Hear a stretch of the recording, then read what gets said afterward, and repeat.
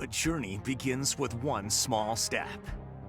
It doesn't matter how hard you hit, whether you win or lose. What matters is that you have a common goal. And to reach that goal, it takes a band of brothers acting as one. Every week, we come together to witness these gladiators of the gridiron pour their heart and soul onto the field. This is Friday Night Rivals on MyTV WQMY.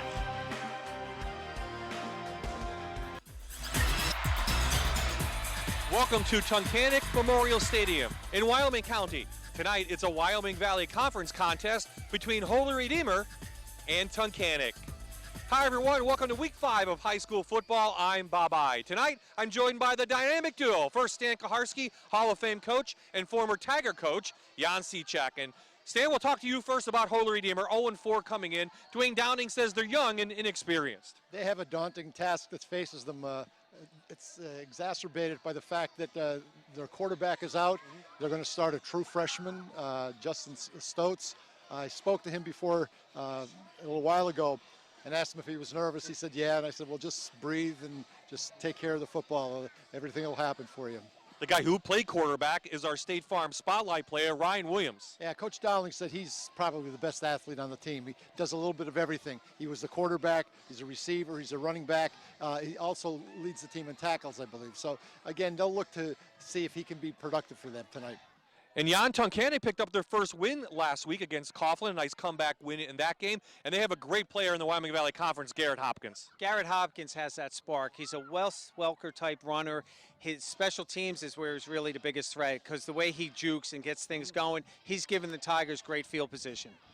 Well, the weather, a little bit windy, might have some rain. Let's check in now with Mike Linden from the Fox 56 News, first at 10.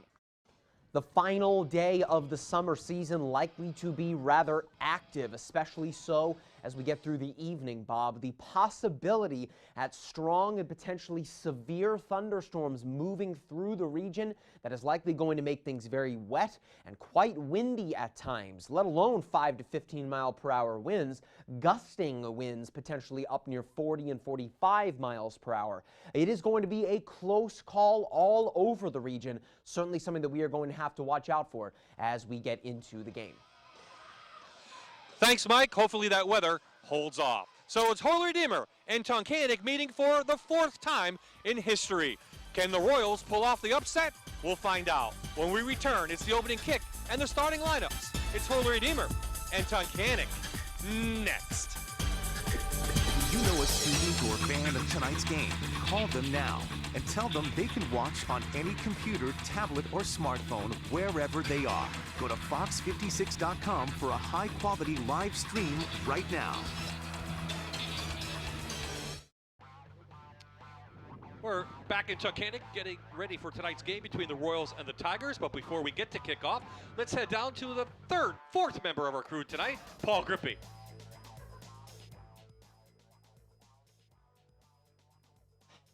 The week coming off the first win of his career last week. He led the team from behind down 12-0 to Coughlin and got his first win for the Tigers, which is saying something. You know, Tunkhannock only had 4 wins in the last 2 years, and he stepped into this program and wanted to build something, and he knows they're not going to compete right away with teams like Dallas and Hazleton and Abington, but he says if we can just stay positive and improve every week, we're headed in the right direction. And so far, they've done that with a chance now to actually put together a winning streak. And the last time Tunkhannock football actually had a winning streak, 3 seasons ago in 2015. So if they win tonight, it'll be 2 in a row, and Coach Maribel has this team headed in the right direction. Should be a good game, Bob. Thank you, Paul. Holy Redeemer won the toss. They elected to receive. Jack Dowd and Peter Shea back to receive. The kick from Jackson Montross. And we're ready to go in Wyoming County. It's Wyoming Valley Conference football on MyTV.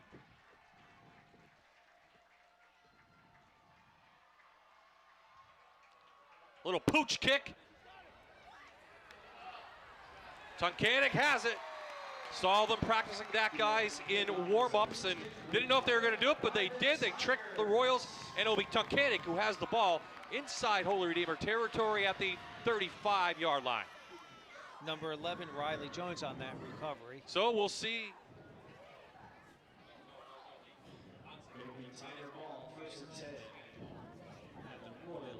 Jack Chilson is the quarterback, sophomore right now.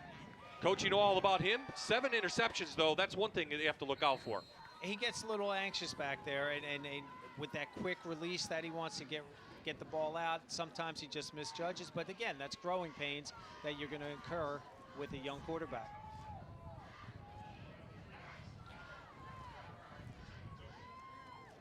Actually, Zach Rogers takes the handoff. Last year's quarterback, number 18, gives it to Garrett Hopkins, and he's in for the Tunkhannock touchdowns. One play, 6-0, but we do have a flag on the field right at the 28-yard line. This one's coming back. There's a flag on the play. So, Jan, Zach Rogers, you're familiar with him. He was your Yes. quarterback last year. He takes the first snap of the game. What the Tigers have done in the last couple weeks, they keep Rogers and Chilson in, and they will put Jack at the wide receiver spot, and Zach has 2 years experience back there. Usually they have their power eye set, and they'll put Zach back there because he's more of a run threat. So a couple tricks early on. Stan, first the onside kick, and then putting the new quarterback under there. Well, they're 2 for 3. The penalty there negates that first score. Was a holding call. Backs the ball up to the 38-yard line. Tunkhannock still has possession. After the penalty, it'll be So you first see and Rogers 14 going under the center. Chilson right in front of at your the 43-yard shot.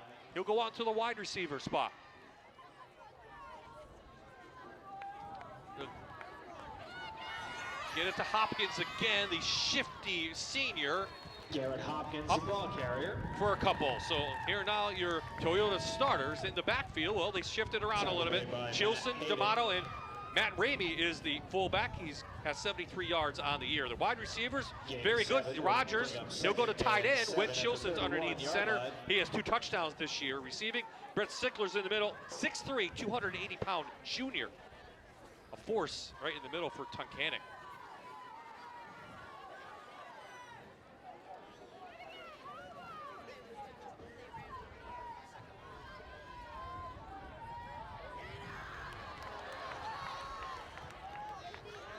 Two straight runs for Hopkins. Yeah, but they're in that power eye set, and they're just going to just keep trying to power the ball against Holy Redeemer. I believe the coaches from Tunkhannock feel that their offensive line's better than Redeemer's defensive line. There's a little bit of a counter on that particular play. Flow went in one direction, and the ball came back towards the Tiger bench. 10 at the 21-yard So line. they get the first down back. Close to the Manuka Subaru red zone. Rogers first pack, little inside slant, caught. That was All the number. way, yep. That was that's number Jake 14, Jake Stevens. Stevens. Yep. Stevens picks Zach up Rogers' about pass is 19 complete yards, to first Jake and goal. Stevens. Tunkhannock inside the Manuka Subaru red zone. They just did that quick Gain of slant. 19 Jake's is good for a 6'5". Tiger. He was the leading receiver last year for the Tigers, and he's a good threat out there.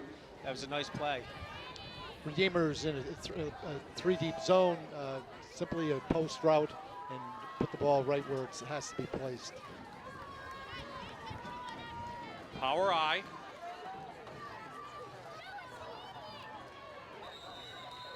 Close by Ramey, but good tackle on the inside from number 53, Josh Kodish.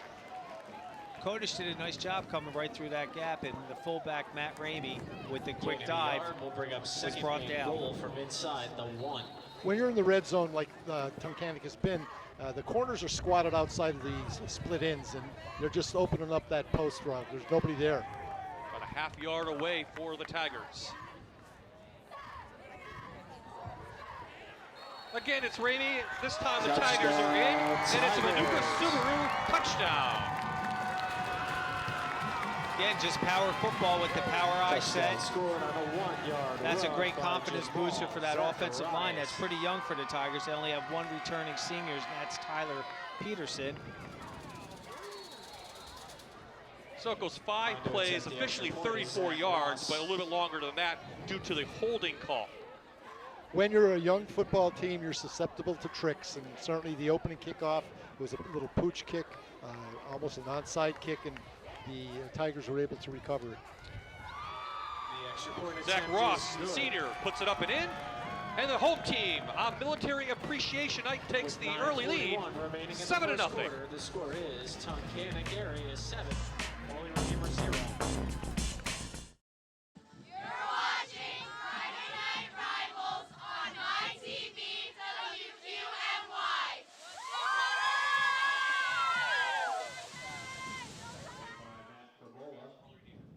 And we are back after the kickoff. Thank you to the Tunkhannock cheerleaders for that introduction.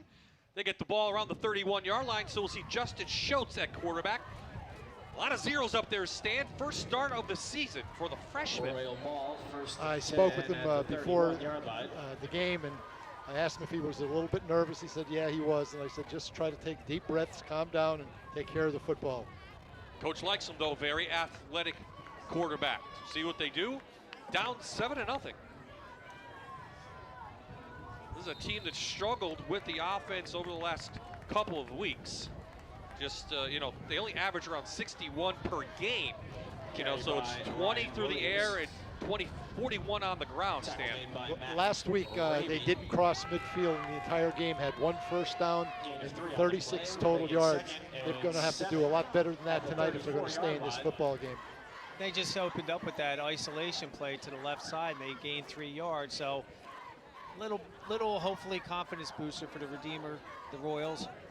There's Dwayne Downing, 3rd season overall. So they put Schultz in the shotgun. Little zone read, but Tunkhannock is right there on the stop. Might have been Diamato, the nose guard, coming in. It's tough to see with the military uniforms tonight, Coach. It's tough to see the numbers. It is. It's tough. I thought that whoever designed those would have done a better job, and that was probably me. you. Will make it 3rd and 8. And the Tigers are looking in a little bit different front this week. They put Gavin D'Amato, who's a junior nose guard, who's a 132-pound wrestler. Try to run Schultz. There's the athleticism. First down, Redeemer. Schultz still on his feet with speed down the sidelines. Inside Tiger territory to the 30-yard line. Well, Justice, welcome to high school football. A tremendous run. Put your team in a good scoring position. And certainly you've more than doubled last week's yardage. And it's tough, Stan. I would hope you would agree that you don't know what that quarterback has that's never played, so it's hard to practice that in terms of defense. He showed some good speed for a freshman. 40 yards for the Royals. Well, Coach, they're past midfield, aren't they? Yes, good they for are. them. Holy Redeemer 0-4 on the year.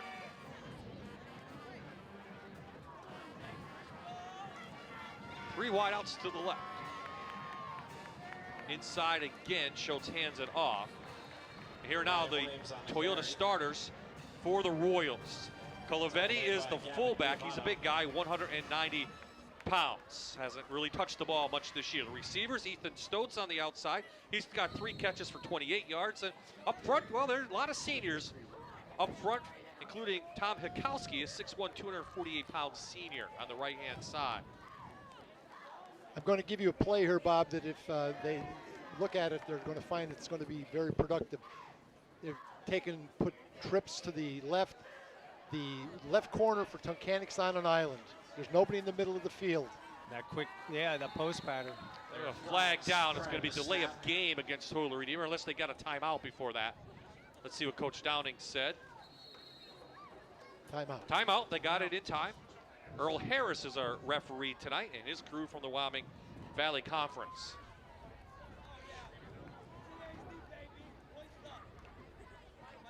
It's Keystone College timeout. You see the Tunkhannock Tigers in their military uniforms tonight.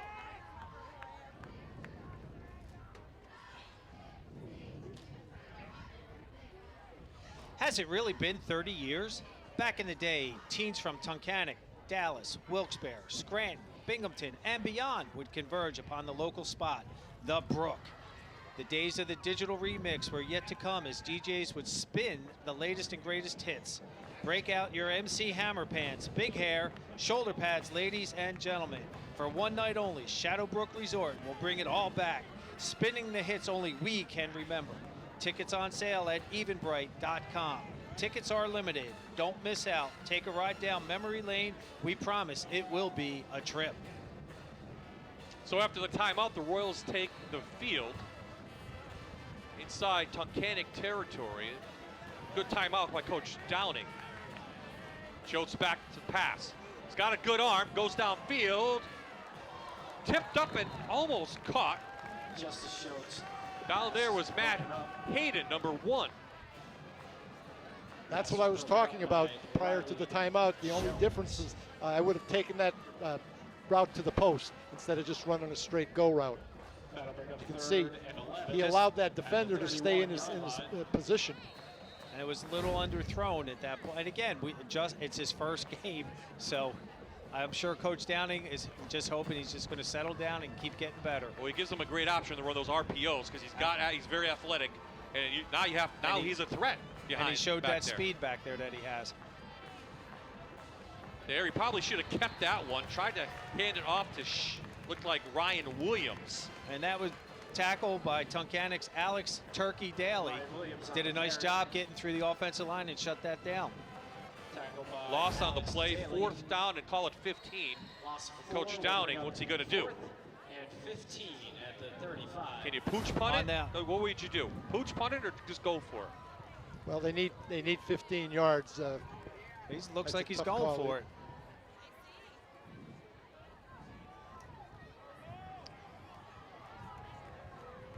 Five seconds on the play clock again.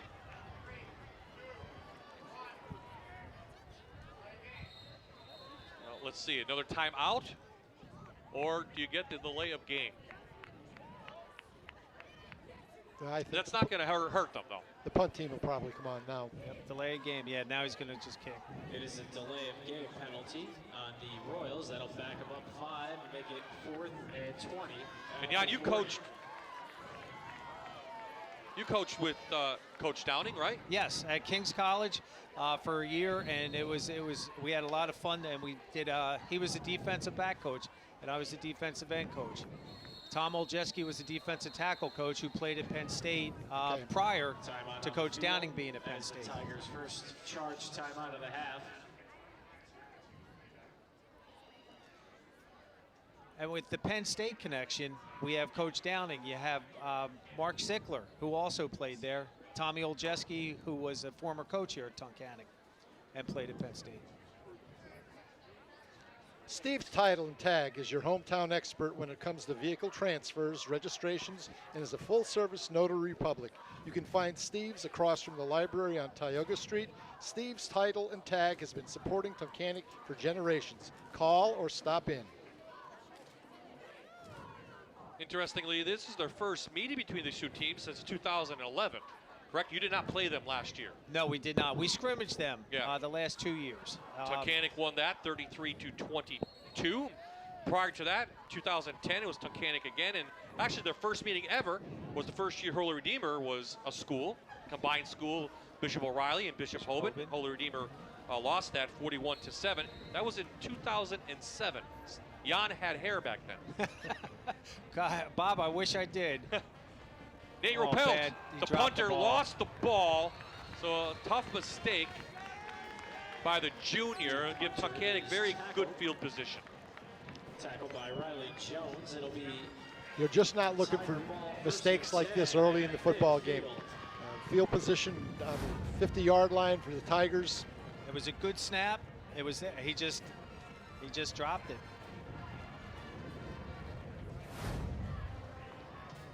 So let's see who comes out for in the quarterback position now for the Tigers.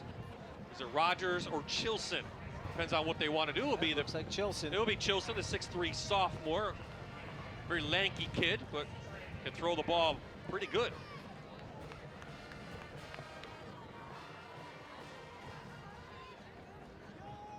Ramey, right up the gut. Gain of about 6. Here now the defense for the Royals. Holy Redeemer giving up 37 points per game. Gavin Fink in the middle. He's a senior, 245 pounds. 4 linebackers back there, including Ryan Williams. We talked about him in pregame. Probably their best athlete out there, maybe besides Justice. And then in the secondary, Matt Hayden going to get a workout tonight at safety. And actually, Darryl Boych, the linebacker, has actually been replaced by Joe Calaviti. D'Amato on the carry. First down for Tunkhannock to the 35. And he was brought down by Alex Hajkowski from behind. Alex Hajkowski. D'Amato shows some elusiveness here. He doesn't appear to be very big. No, Stan, he's 132 pound, and he's a district qualifier wrestler, and he did real well. I think he went to the at least second round of states. Well, wrestlers are tough kids. It translates into a good football player.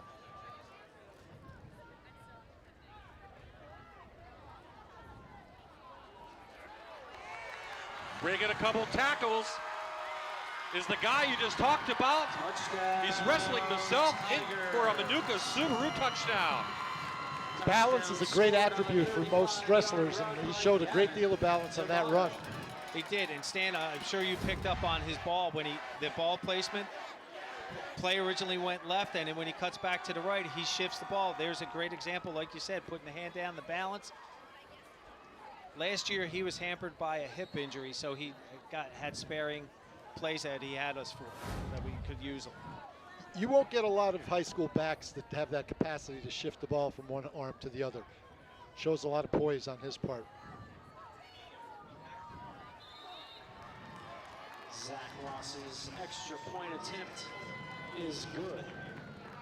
So Ross with the extra point is good, and the Tigers with 4:42 remaining in the first lead this one 14-0. And you see the junior just scored a second touchdown With 4 minutes and on 42 the seconds season. remaining in the first quarter. This score is Tunkhannock area 14. Holy Redeemers There 0. are Shadowbrook Resort impact players for the Royals. Colin Conway, running back, number 7, number 53, linebacker, Josh Kodish, and Tom Hajkowski, number 55, outside linebacker. Some of the guys we hopefully will see this week. With the kickoff, I would assume that they would be going deep on this one, try to pin them in, that way they'll have better field position.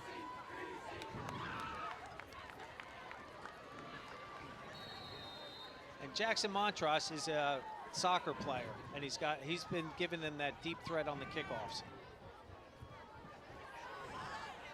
This one's going to roll down and picked up by Shea. Oh, he gets walloped. 15-yard kickoff return by Peter Shea. Bartram Supply in Tunkhannock has been a family-owned and operated company for over 70 years. We are a one-stop for all your sales, service, parts, and rentals of John Deere, Bobcat, Husqvarna, and Honda.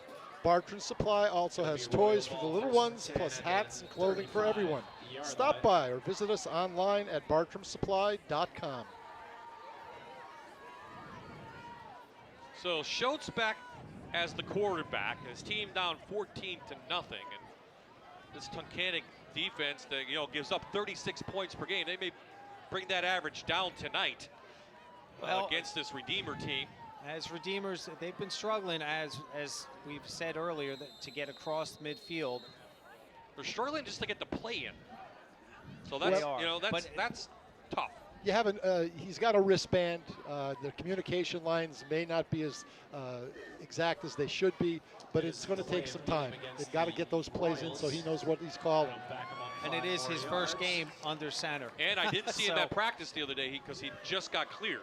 So he may not have practiced at all this week.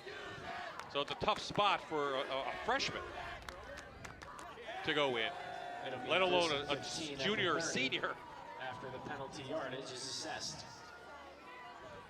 So at the 5-yard penalty backs them up to the 30. Schultz out on the flat trying to hit Dowd, and that goes incomplete. Incomplete. Pass was intended for Jack Dowd. On that last play, they were in a balanced set, and that they were just doing that quick out, trying to establish, just hopefully get a little one-on-one. If he breaks to the outside, maybe get a few extra yards.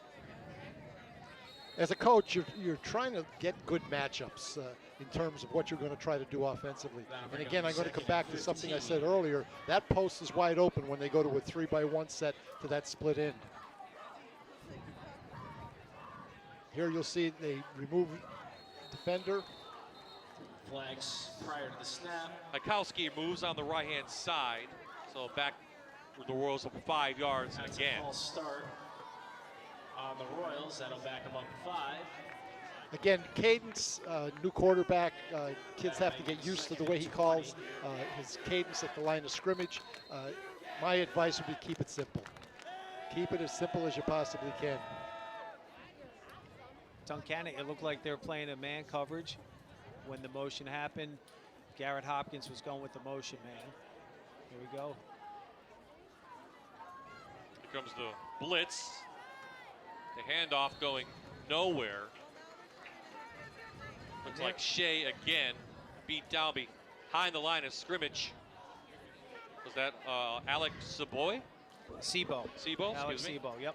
On that play, if we had Shea, the ball carrier. the nose guard for the Tigers, Gavin D'Amato, was back there so fast that he's going to be probably over pursuing some because of his speed. If he throttles down, he'll be even wreaking more havoc. Loss of a yard will bring up 3rd and 21.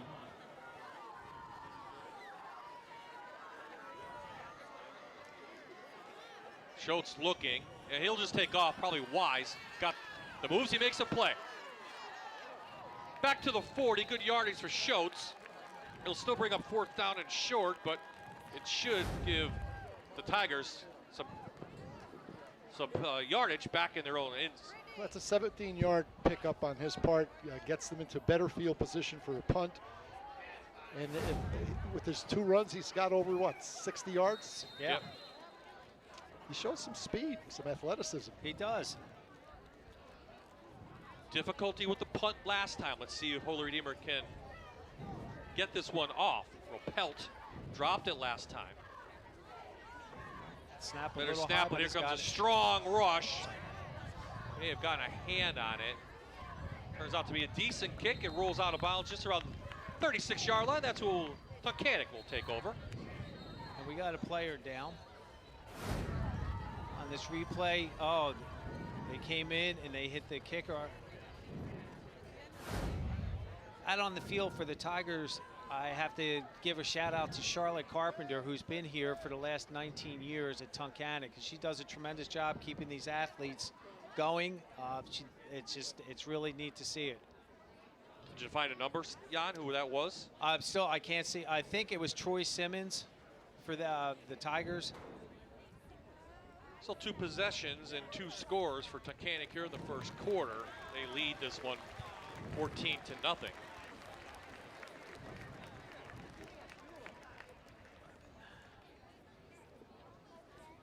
That was Riley Jones that was down. Troy Simmons was the other Tiger defender that came in and put pressure on the punter. So as I said, Tunkhannock last week beat Coughlin by 2, and they lost their first couple games. Pittston area was a little bit closer. They lost 20-7. They opened with a loss to Dallas, 53-21. We know how good Dallas is. Dallas has made a statement this year, and they've beaten some schools bigger than they are, and they're just on fire. Coach Manella's done a nice job. Having a problem with the chain on the far side, so they'll have to clear that up.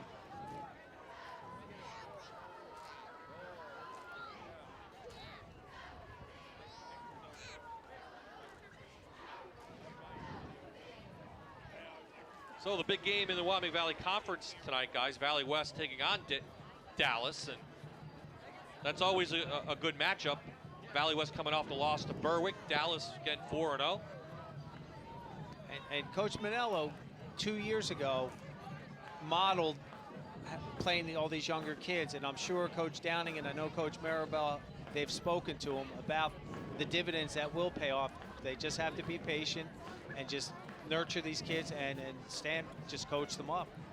Nobody should be surprised the Rich Manello team being as good as it is at this particular point. He did a great job in starting the Kings program for many years ago, and it takes a little bit of time, and obviously it's paying dividends at this particular point of the season. Yeah, the other game is, a couple games of interest. Hazelton taking on Wallenpaupack. The Buckhorns last week beat Delaware Valley, so they're right in the thick of things in 5A, right? Hazelton, I think they beat. They're playing Hazelton tonight. Who'd they beat last week? Delaware Valley. Delaware Valley. So that's a big game. It is, and they've recovered. They lost their first 2 football games, and they're now back on a roll. They've got great productivity in their offense. Tommy McCormick is a good quarterback. They have a tandem of running backs with Ingley, and it's surprising that they started as slowly as they did because they really had high expectations. Are they, Coach, I haven't seen them this year. Are they a veteran team coming back? They are more veteran. They're still Okay. relatively young, but certainly a lot of these kids have worked their way up. So Steve's title and tag, key to the game for the Tigers, Jan. Got to eliminate those mental mistakes. And they've shown so far they've been very mentally in the game. They're not doing anything to cause offsides, jump. They've done a nice job. On the other hand, Holy Redeemer has done those things that have hurt them and given good field position to the Tigers. So Chilson back out as quarterback. His best numbers this year, 145 yards against Pittston area. Right down the middle, he's wide open is Rogers. The big tight end for a huge gain and a late flag. Maybe a face mask should add on to the big catch. Again, on this play, Stan, you were saying they went trips left. On that play, tight end seam, backside. You can isolate receivers by your formation. The play is good for a Tiger first down. 30-yard gain on that play, guys. And there's a face mask. Add on to the face mask, and it will give Tunkhannock great field position to increase their lead. The ball will be moved to the 29-yard line. Ball will be at the 29.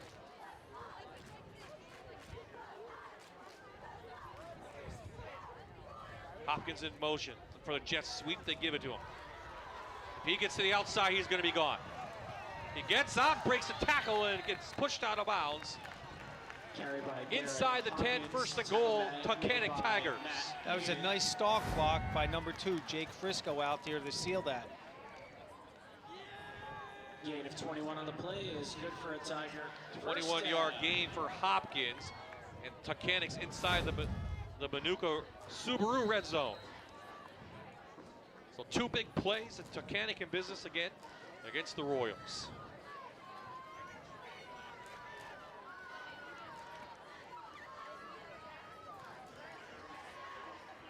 Comes Hopkins in motion again. Instead they give it to the inside of Amico. She has a couple tackles up to the 5. Garrett Hopkins is the ball carrier. Check that is Gavin D'Amato, the ball carrier. Just that little cross buck action. You can see the number 77, Alex Daly, coming down for that trap and missed, kind of kicked it out, and then Gavin tucked it up inside. Excuse me, D'Amato, that's my fault. Gain of 3. Second and goal. Second and goal from the 5.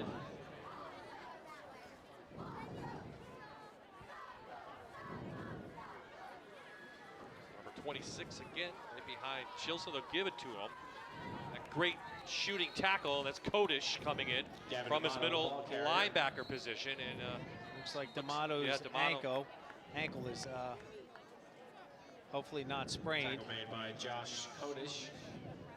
Injury not on the field. Coach Downing called Kodish probably the pure football player on the team. He's got good size, 245 senior, 5'10". And there he made a great tackle behind the line of scrimmage. Shooting a gap like that, he was able to make the tackle behind the line of scrimmage.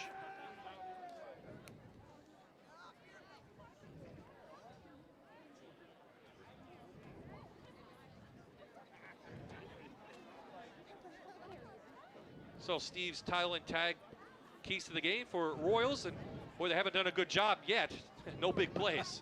That's, again, Tunkhannock's been playing tough with their offense tonight. They're just playing power football, and they have been able to break those big gains. So taking a knee, Tunkhannock players. Gavin Diamato, the 5'6" junior, already has a touchdown. Yeah, and you're going to have to redesign the color scheme on those unis so that those of us with poor eyesight can read those numbers a little bit better. They look really wonderful up close. They do. But I never thought about that. Shadowbrook Resort Impact players, we see Rogers catch one. Diamato's coming off now, and Ramey too. All three have made an impact so far. They have, and these three guys, from what I know of them, they are just the heart of this team. They like to go out there, they have fun, they get the kids jazzed up. You see Gavin not putting any weight on that left ankle or so. Back on the field, should be 3rd and goal. The Royals, they can make a defensive stop here. Give them something to hang their hat on. Hopkins next to Chilson. Quick in, and I think he dropped it out there. Trying to hit number 2, Jake Frisco. So it's 4th down. Jack Chilson's pass was intended for Jake Frisco. That pass is incomplete. Stan, it looked to me like they had almost 2 guys in the same area on that one. They did. A little bit of confusion maybe. The ball was thrown a little more softly than it probably should have been. This will be a big stop for the Royals, the Holy Redeemer, if they can do it. If I'm them, I'm looking for number 5 to get it. Timeout. It's a long first quarter. It's 1:25 left in the first. We have another timeout on the field. And this one will be called by Holy Redeemer. They're 2nd in this quarter. So Coach Downing, down 14, wants to talk this one over, trying to get something for his team to, maybe a little momentum on their side. So, hey, halfway through the season, boys, that means we talked about playoffs. Yes, Playoffs? Yeah, playoffs. So, most competitive district in District 2 might be this 4A right here. As you look at those, you have Dallas, Berwick, Valley View that are undefeated. Stan, you have to talk about Valley View for the Lackawanna because I know very little about them. High expectations coming into this season, very experienced up front particularly. An electric quarterback with Janasa Boone, a great tailback, Mason Cordage. They're tough defensively, so they're having the type of year that they expected, and they have the longest win streak in the Lackawanna League at this particular point over the last 2 years. So they're certainly on a high at this particular point, and they've got to make sure there's no letdown tonight against the Honesdale Hornets. And we look forward to next week. We're hoping the kids aren't, but we're looking forward to Valley View and Berwick next week. Down in Dog Country, it's a rematch of the 4A title game from a year ago, and that should be a doozy down there. It will be. That was an overtime victory for the Cougars, and certainly that didn't sit well with the Berwick faithful. So after the timeout, told to number 5 might get it. He does. He could fall short to the 1, and I think Holy Redeemer will take over on downs. Against the ball carrier. He did not get down. Let's see who made the play. We have a little counter tray action going on. That's the left guard and tackle pulling the old Washington Redskins, and they stopped them. They did a nice job coming up, and they pulled Garrett Hopkins down by the front of his shoulder pads. Number 1, Matt Hayden, made a touchdown saving tackle. Well, Redeemer has to be careful here. Yes. They're on their 1. No mishandling of the football. Try to just get a couple of yards, some room for you to maneuver a little bit. You don't want a safety here or an easy touchdown. And this will be tough for a young quarterback. Well, with the set they have here, run the sneak. Except that linebacker's creeping up. And Tunkhannock is... They better watch the play clock again. So I don't know if it was the play clock or they got moving. That's the referee calling it. So Earl Harris is the referee tonight. Too many guys Too on the many field? guys? They're getting a head count, yes. Well, that's one way to get out. Dead ball. Legal substitution. White. Well, Repeat. it really first. doesn't back them up much, does it? 6 inches, 6 maybe? inches. Legal participation on As Coach Downing said, the key to the game was the big plays and the mental. And that right there, again, they should be, a young quarterback would be counting his offensive lineman, counting his running backs and receivers to make sure. The offensive line has to get a little bit of a push here. They're very senior oriented. They need to right here. Give it to Williams, and Williams breaks out. Almost shed that tackle. He's going to go up for 6. The ball carrier. Maybe 5. Tackle on the play. That gave them a little bit of running room in there. Just the ISO play. What have they done well? Put the ball in the quarterback's hands. I know he's young, but he's had 2 very, very good runs. Get him in space. Now you have space to work, right? A little bit. So Williams again dotting the I.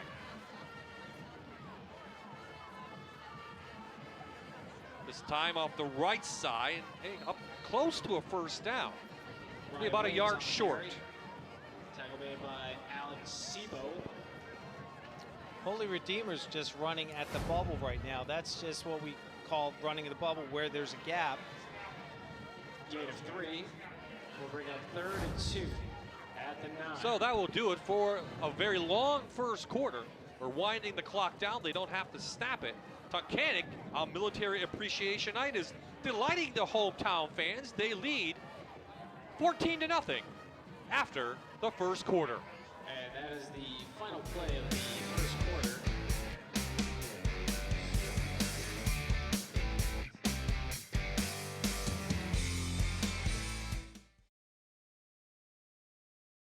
About to start the second quarter here with Tunkhannock leading Holy Redeemer 14-0, but there's a special occasion tonight. It is Military Appreciation Night here in Tunkhannock. Joining me right now, the Tunkhannock cheerleading head coach. It's Brittany Wood. Thank you for joining me. How did this come together, Military Appreciation Night, that we wanted to honor our service members here on this night of the football game? We've been doing the Military Appreciation Game now for 2 years. This is our second year running. We started it last year. The football team actually started the tradition, so now we're just continuing it. Our football team is really involved in it. Our coaches get really involved in it. So tonight is actually Red Friday, and it's for remembering everyone deployed. So all of our proceeds tonight benefit the American Legion Dennis Strong Post, Tunkhannock, PA. Yes, and I saw the Legioners. They were here tonight, especially for the national anthem. Everyone's wearing these red shirts that say always earned, never given, and we see the Tunkhannock football team wearing special camouflage military shirts.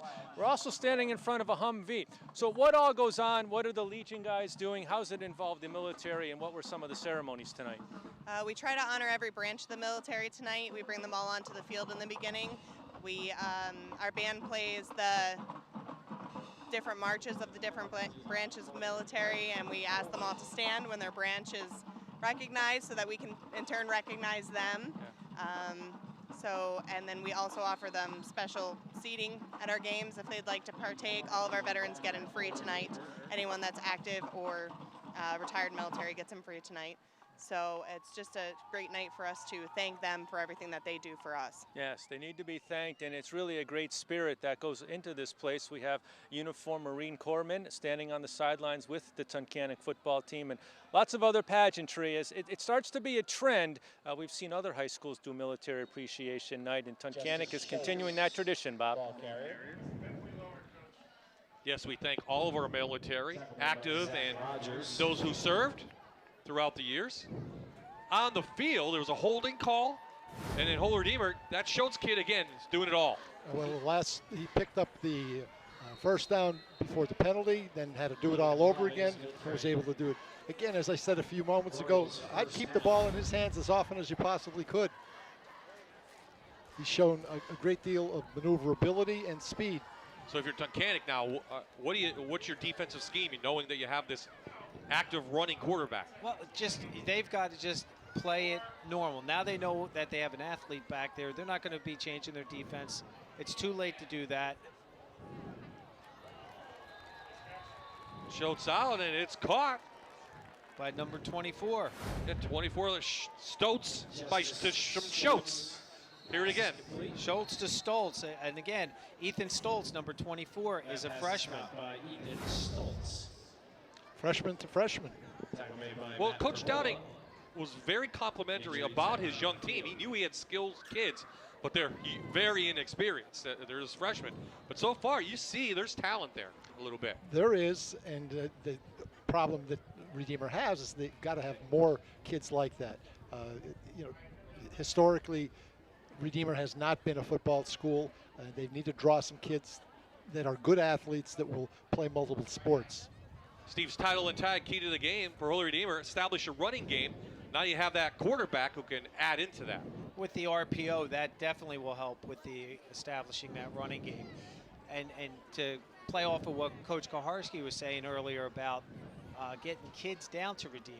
Coach Downing's personality, he is a player's coach, and if he was out really hammering all school districts, he would end up getting more kids.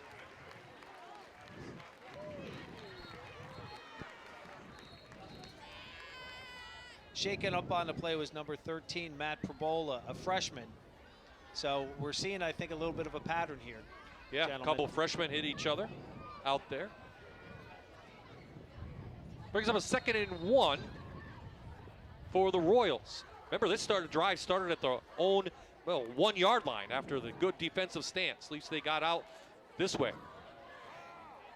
We're a little bit of room, closed fast, looks like for Williams. Good tackle by Sebo.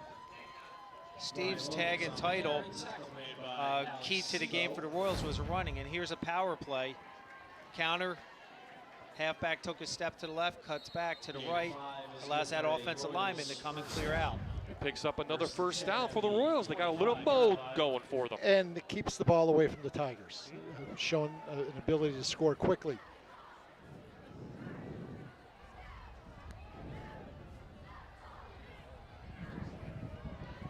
Trips to the near side. And again to Williams, and if he picked up that block, he might have a couple more yards instead of 3. The Royals are coming out in that trip set, which is forcing Tunkhannock, which has been playing a 5-3 and really trying to stop the run. So it's taking that extra man out, and you can see that they're starting to be able to get that bubble I talked about earlier to be able to try to run. You see some intensity from Coach Maribel, his first season overall.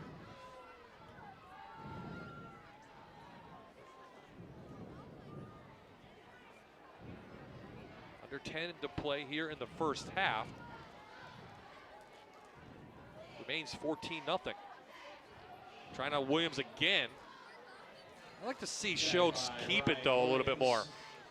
You know, so another key to the game from Steve's title and tag. You know, for Tunkhannock, they got to fly to the ball on defense. That's something Coach Maribel preached.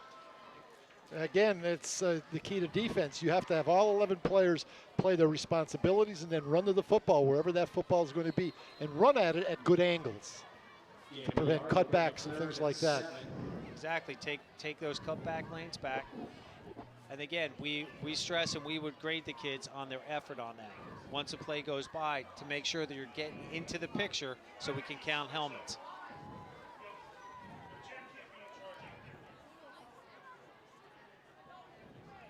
Schultz back, a little bit of a rush.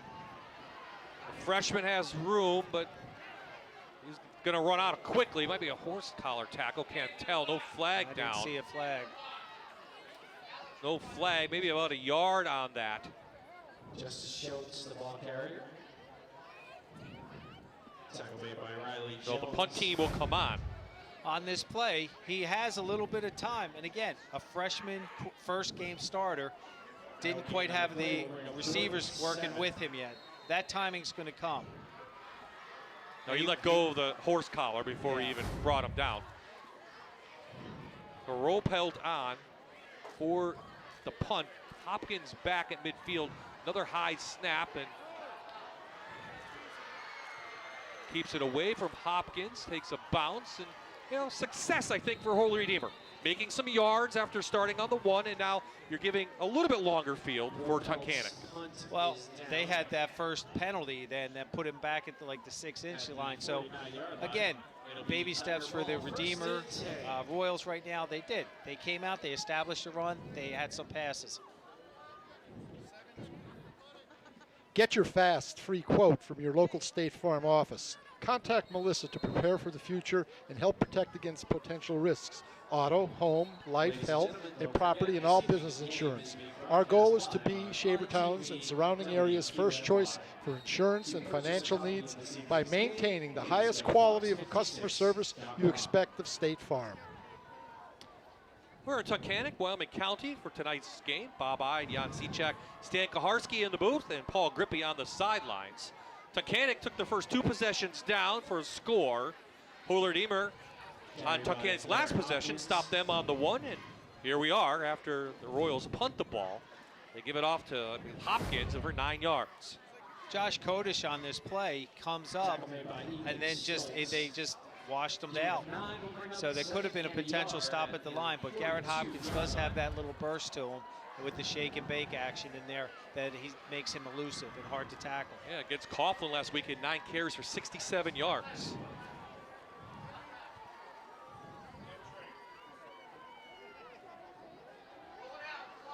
Chilson on the roll, out into the flat. He's got a receiver. Great, nice catch out there. Riley Jones. Good gain, about 20. On the flood pattern, you got 3 receivers. You're going to have 1 receiver going long, then you have medium, which is usually 10 and out, and then you have a flat player, and he chose the medium player on that. Just a good flood process part of the receivers, and the quarterback takes his reads from that. That's good for a Tiger first down. Again, rolling out. Drop ball. Jack Chilson's pass is incomplete. Trying to hit Riley again. Pass was intended for Riley Jones. Chilson was sprinted to his right, but when he released the ball, he was still heading towards the Redeemer sideline. Couldn't get enough velocity on the football to get it there on time. One of the things Chilson has been working on, what you saw from last year, the difference, a little bit of difference from the year? Oh, yeah, what difference a year makes. Yeah. And he's, again, if he sets those feet, and like Stan just said, he's going to be able to get that velocity and that zip on the ball. His accuracy's there, and he's got a strong arm. Back to Hopkins, little side step. The shifty back goes up for about 9, close to a first down, and they're inside the Manuka red zone. When Chilson's feet are under him, he puts a lot of zing on that ball. Well, we were watching him in warm-ups, and they were running various routes, comebacks, and some go routes, and he delivered the ball, great spiral, nice and tight. So again, it's just a question of him technically making sure he has his feet under his hips and steps into his throw. Timeout on the field from Keystone College. It gives us a chance to catch our breath. Tunkhannock on the move, up 14-0.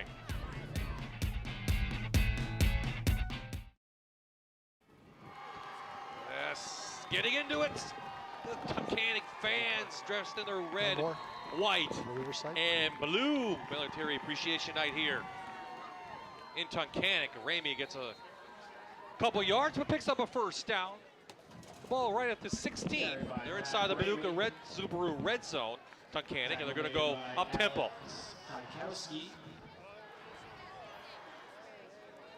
Alex Hykowski on the stop. First down, 1st and 10 at the 15-yard line. Back to Hopkins. Garrett Hopkins on the carry. Nice tackle inside by Williams, who stepped in from his linebacker spot. Did a real nice job shutting that ISO play down. They were running to the right side of their offensive line here. Get a little bit of a push, and again, Josh Kodish and Ryan Williams did a nice job shedding the block and stuffing that inside. First impressions, the Redeemer kids are playing hard. They're running to the ball, or they're hitting. So it's just a question of them sustaining the effort during the course of the whole game. And Coach, you know this, and I know this, unfortunately, that when you have small numbers, the attrition rate and then maybe the conditioning factor will take over late in the fourth quarter. Jack Chilson's pass is incomplete. Chilson trying to hit Frisco on a little slant, goes incomplete. Third down on the way. On the coverage, pass was intended for. Chilson's missed his last couple passes. Went off the mark, there was one drop ball. But on that play, give Holy Redeemer credit. They were in his face, and they actually made contact with him with that quarterback hit that they like to keep stats on. So can the Royal defense hold again? They've been successful up to this point. That stop before the end of the quarter was big. Flip to Hopkins, got a lot of speed. Good wrap up out there. That was Shea. Tackle made by Peter Shea. Be right about the 11, so it'll be 4th down for Tunkhannock. Going to have a field goal attempt here? Well, I think they have a kicker. I believe it's Zach Ross is their kicker. He's got a foot. He can do it. Either Ross or Montross. That's going to be Montross. Okay. He's 1 for 1 on the season for field goals. This one will be about 29 yards. Kick is up from the left hash, and it's good. Jackson Montross is 29 yards. So Montross puts it through the uprights. Tunkhannock extends the lead 17-0.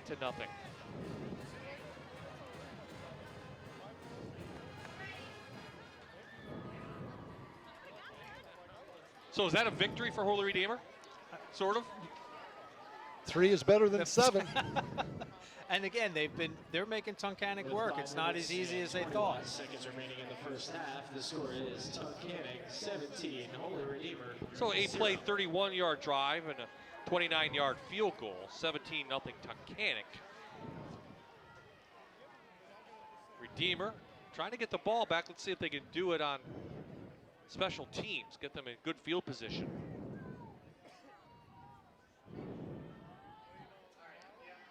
Long first half here.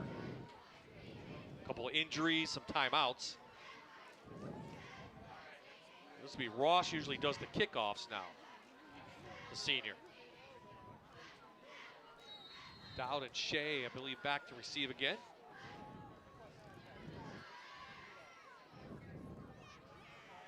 This one, Pooch, this will be Shea who grabbed it from Dowd. Well, a junior tried to take it away from another junior, so mental mistakes. That's a lack of communication. One of the things that I've noticed over the last couple of weeks at the high school level and even at the pro level, in terms of kickoff coverage, but the return teams, when balls kick deep and it's in the field of play, those blockers up front have to get back a lot deeper than that I've seen. And so what we'll see the sprinters going down and passing by the blockers, and the returner that's a lonely job being a returner when nobody blocks. All of this year's 5 home football games. Justin Schultz back to at quarterback. He'll keep this one. Take it down quickly right in the middle. That's not where he wants to go. He needs to use his speed. When I spoke with him before the contest, he doesn't weigh 170 pounds according to the listing. He's probably 140, 145 pounds. The helmets weigh 6 pounds. Alex Smith with the takedown on Justice. No gain on the play. Now there's the middle of the field. You can see is wide open. Now when they bring another receiver there, it's going to change that. You can't do that. It's a illegal substitution again. And there are flags. So they had too many players on the field. Colaviti tried to get off quickly, tried to sneak off, and we saw it. Everybody else did too. That happens. It does. And the adrenaline. Sometimes the kid will be thinking he was supposed to be on a certain formation, and it doesn't get communicated. But interesting setup there. You had Schultz with Williams, both played quarterback this year, so we didn't know who was going to get the ball. Looked like they're trying to do. So they're waving the penalty off.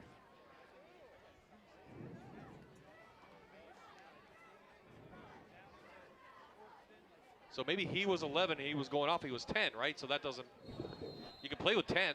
You can. As long as you have 7 men on the line of scrimmage, you're good to go. So it goes back to the 2nd down and 12. Schultz looking. Trying to hit a quick out to Williams. All over that was the middle linebacker, Alex Sebo. Too many orange shirts in that part of the field for him to throw that ball in that direction. And with a young quarterback, he was telegraphing, looking where he was going, which helps the defense flow to it a lot faster.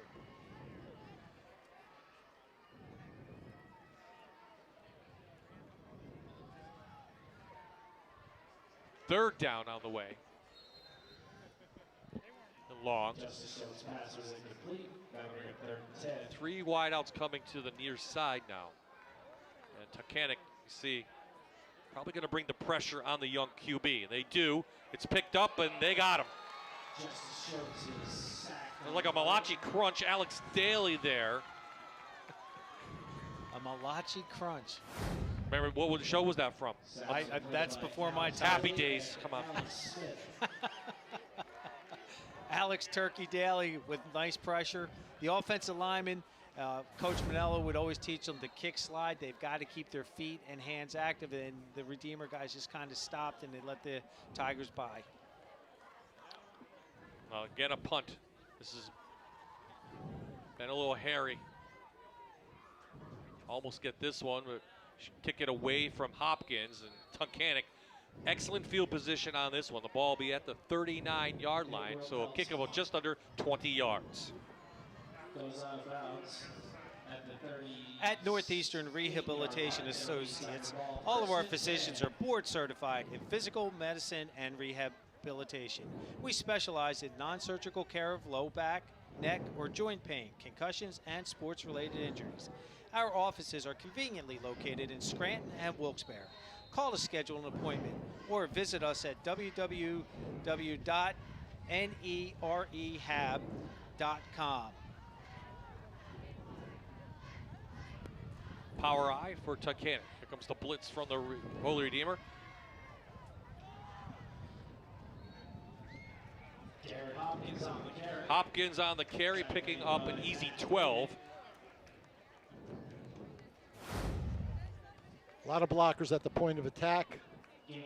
Hopkins does a good job of getting into the hole and then back outside. Hayden on the tackle number 1, maybe a touchdown saving tackle.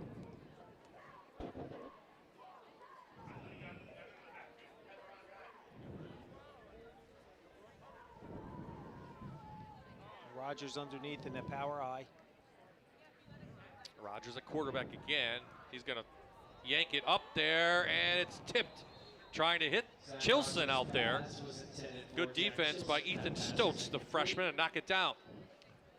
Ball just floated a little too long and enabled the white shirts to get over there, and Stoltz was able to knock the ball down. Redeemer did a nice job putting pressure. Dan Schooler came in, getting right up in Rogers' face right away. And Rogers threw that ball off his back foot. That's why he didn't have much on it.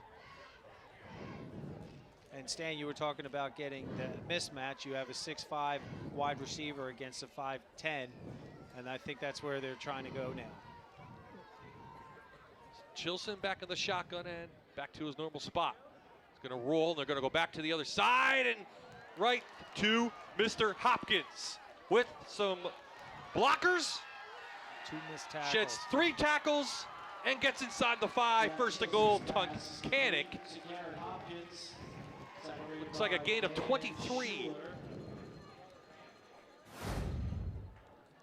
Here it's a little bit of a misdirection, throwback screen.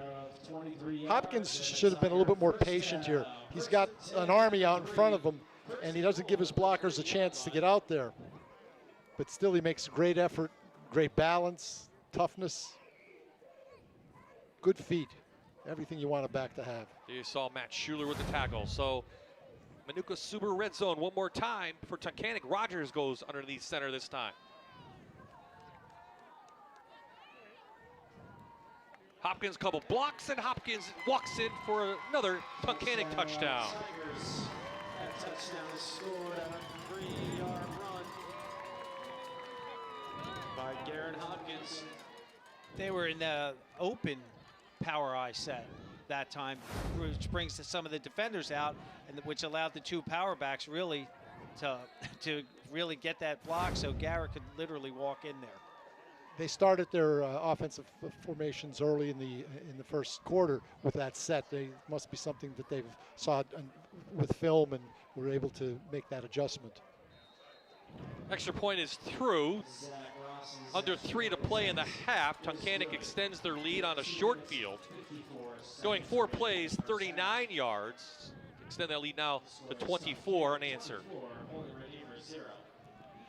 Plenty of time now for Holy Deemer, maybe to get something going, but they have, what offense have they shown? Not much, except for the quarterback being able to scramble a little bit. They've certainly been a little bit more productive offensively than they were last week, and they controlled the ball for a short period of time during that second quarter, and it's 24-0 as opposed to 27 or 28. They've got to make sure that they don't give up a touchdown going into the half.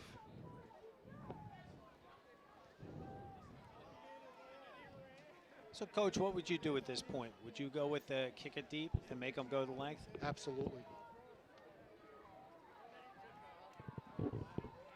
You had to ask him that question? Don't you know? You're a coach. See, I would have squibbed it so that way you have a chance to get the ball back. Man. Now, if I asked him that question, that's why I'm up here. Well, they listened to you. Well, they pooched it. Holy Deemer does a nice job pulling it in. They'll have the ball. Good field position around the 43. You won't be a happy man if they score here.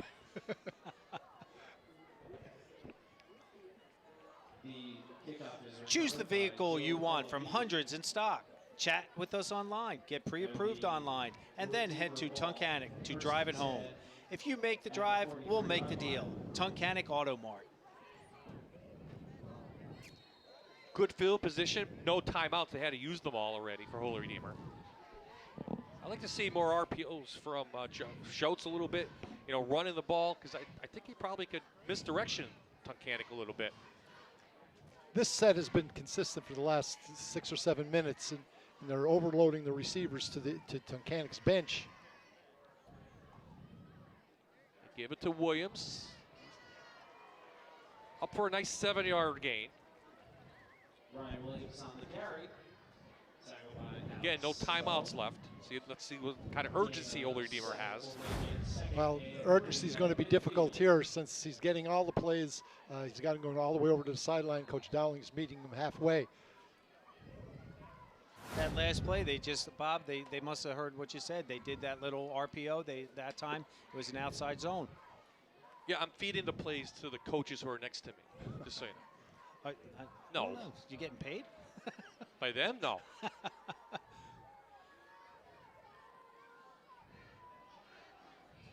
Again, Williams. Maybe a yard. 3rd and 2 on the way.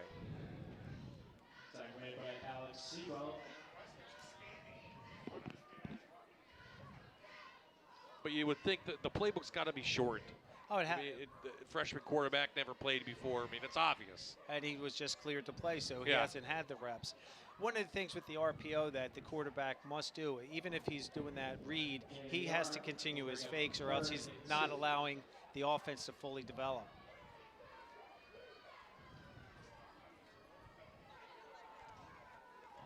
.90 seconds to play here in the half. Let's see if they go to the air, want to keep it on the ground. Back to Williams again, but Sebo does a nice job reading it. Makes the tackle for a loss, and it brings up 4th down. That's what I was talking about last play with the RPO. The Tunkhannock defensive line's coming up strong and fast, but if the quarterback would continue his fakes out, they're going to have to respect it, especially with that first quarter when he was running. He had, 37-yard run. Let's see if Coach Maribel calls timeout to get the ball back. They're going to bring out the offense. Royals are going to go for it.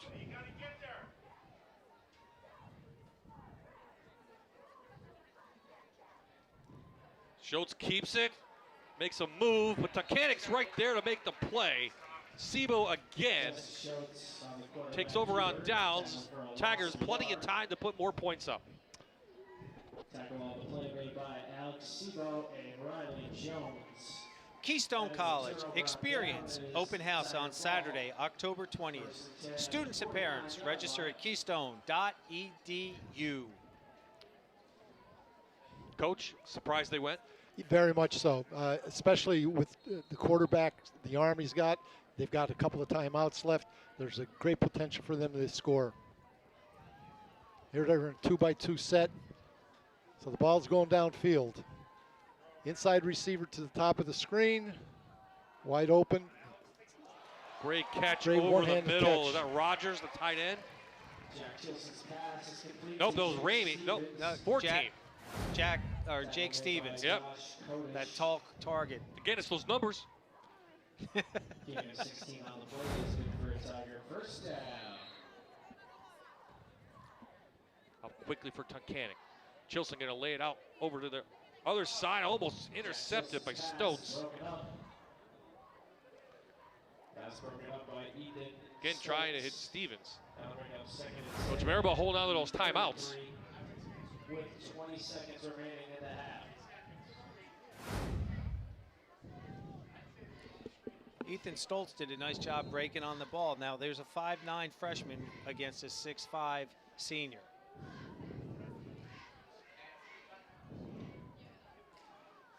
So plenty of time, and as you said, Ross has got a pretty good leg at number 6. Again, he's another soccer player for the Tigers. Blitz picked up by Hopkins. They go deep and overshoot Frisco. Stops the clock with 14 left. And brings up third down, excuse me. And there are 14 seconds remaining in that half. Surprised they just didn't give the Hopkins out in the flat or something to make him just take off. I was going to suggest that you come back to that screen that brought them all the way down. They still have some timeouts here. Well, it's 2 down territory for them, so I would believe that's what they're going to be doing. You can still go over the middle. You have 2 timeouts left, as we've said. Chilson, though, going to roll. It comes the pressure on the backside. Chases Chilson's wasting time. For some reason, he tossed it, and a couple flags flying. 5 seconds left. Late hit? I don't know if it was late hit or if he threw over the line of scrimmage. Came from this side of the field. Earl Harris again, our referee tonight. Let's see what he says. Yep, legal throw. Loss of downs. That's a loss of down. So it's 4th down. Just Aaron Rodgers play here. Send everybody into the end zone and throw it up.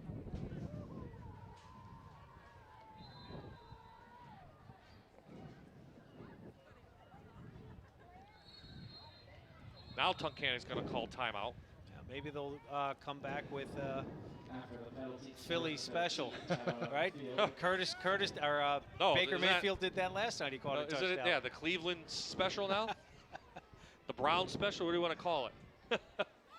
Here's what Tunkhannock's going to face now the rest of the season. As we said, winning this one, then maybe it'll be favorite next week at Towanda. They're down a little bit. Yeah. And they come back here, homecoming for Crestwood. Crestwood they play that single wing stand, and that's just so difficult to prepare for because you don't see it enough. And yeah, Bob, you were saying about Towanda. Towanda is having a down year this year, so potentially Tunkhannock controls their destiny to be able to go into literally a 3-game win streak. That'll do wonders for the enthusiasm and certainly the community support. I'm sure when we were here last year, the Towanda game, it was great community support. I mean, it was an exciting football. Bob and I both said it was probably one of the most exciting games that we did last year on the TV. And the rivalry between Tunkhannock and Towanda is kind of built into something. It's not. It's up the north of here. It's 30 40 miles? It's 40 miles yeah, away. So on 4th down, should be the last play of the half. Chilson. Running a wheel. As Coach mentioned, gets it to Hopkins. Good coverage by Holy Redeemer. And that will fall short, and it'll be a gain of about 14 in the books, and that will end it here at the half. So Tunkhannock puts up a couple more points in the second quarter. They take the lead into halftime. 24-0 is your score. Paul Grippy now trying to catch up with Coach Maribel. Talk to them about that first half. And let's go down the Paul now. Okay, halftime. I have Coach Maribel here. So it is halftime. The referees just told us. You lost D'Amato in that first half. How did you replace him? How does that affect your team? We just move our receiver, our slot receiver, Garrett Hopkins, dynamic player, just move him back to running back. So we stay about the same there. But he's a good kid to lose. Unfortunately, he was doing well tonight. With this kind of lead, can you rely on the run in the second half? Yeah, we can. We're built for that. We're just trying different things, get some new kids in and get them some playing time, a little taste of varsity football. Okay, Coach, thanks a lot. Looking for 2 wins in a row here at Tunkhannock, Bob. Thank you. So coming up at the half here on MyTV, we'll check in on the Fox 56 News First and 10. It's an update with that. Paul Grippy has some very special girls who did some great things this season on the softball field. Maybe Paul might pick up a bat or 2. We'll see what happens. That's coming up at the half here on MyTV. Friday Night Rivals is brought to you by Toyota, Let's Go Places, Luzerne County Community College, Keystone College, Manuka Subaru, Melissa R. Walters State Farm Insurance, and Tunkhannock Auto Mart. All right, you've heard of the boys of summer. Well, I'm with the girls of summer right here. All these young ladies had a pretty exciting summer traveling across the country, bouncing from city to city, barnstorming and surprising everyone. They are the Tunkhannock softball major team, 8, 9, and 10, and they went all the way to the World Championship this summer. They are the East champions, and look at the smiles on their faces wearing their jerseys, and they had this entire county just wound up for them. Right here on my left, Ella McNeff, and she's the shortstop, nice young lady. Tell me about this summer. What are some of the memories that really have stuck with you here now that it's a couple of months later? The memory that really stuck with me the most was probably beating Rhode Island twice. It was the best feeling to get to the Little League World Series. Yeah, that's what you qualified and you advanced, and then you went out to play those games all the way out in Oregon. I mean, that seemed like a far place to go after that, but you probably enjoyed the trip. I enjoyed the trip, yeah. They had good food there. Even though they talked about ice cream a lot on ESPN, their ice cream was really good. Okay, so there you go. If you ever go to Oregon, have some of the ice cream. Now, Kaya Hannon, she's the pitcher, and she really did a dominant job, pitching very well, getting a lot of strikeouts and getting this team going. What did you think of the competition? I mean, you played through the regionals right up through nationals, but the batters you faced, the teams you faced, what was it like going up against them? The teams we faced just got better as we kept going. Like, the teams were really good, and it was really fun to play, like, the best competition in the world. Now, we all followed you back here. I mean, not a day went by that someone didn't talk about you or someplace in the media, an article. But as you were traveling, what kind of support or sense of support did you get was going on back here and following you from this town? Our community was so supportive. Like, even though there was all the flooding in, like, around here, they all made sure to watch all of our games and, like, support us through all of it. What was your favorite part? I don't know. I liked playing all of the games. Like, it was fun to win. You really love softball, right? I mean, yeah. You must. And who's been your inspiration in softball? Anyone in particular? My dad, he coached me, like, my whole life. Yeah, well, and that's Coach Hannon standing right here with us. And it was really fun to watch them. I mean, these girls gave us a thrill all summer long. I mean, they really motivated everyone, motivated this town. And then what's it been like since you've been back now and hanging out with all these ladies? It was so much fun. Once we got back, we got even more support than when we were in Oregon. The community threw us a huge parade. It was just amazing. You spent a lot of time with them. Do you get sick of looking at all of them? Just a little bit. Well, who's the troublemaker in the crowd here? Paige. Oh, get a good shot of, yeah, there's Paige back there, and Coach Maribel's your father, right? Okay, so the Tunkhannock football coach is Paige's father. She's really the troublemaker? Oh, yeah, she pushes people. Yeah, like tell me how. Well, she likes to lock you out of rooms, you know. She'll lock you out of rooms when you're in Oregon. She's just mean. I'm hearing stuff here. Now they all have, and you're the little one too. You're the short. No, look at, I mean, this is the shortstop here. Okay, yeah, she's, all right, she's 4'11". How tall are you? 4'11". So they're both 4'11". I'm 4'11 and 3/4. Okay, so then you win the prize as the shortest. What's your position? Left field. Okay, so the left fielder and the shortstop. Look at these ladies here, smiling as happy as can be. They get together. They're going to remember this the rest of their lives. So congratulations, ladies. Thank you for giving us all that excitement this summer. Congratulations on a great softball season and for motivating us all. Thank you. Great job. All right, so we'll continue with halftime. We'll be back with the third quarter here in just a few minutes.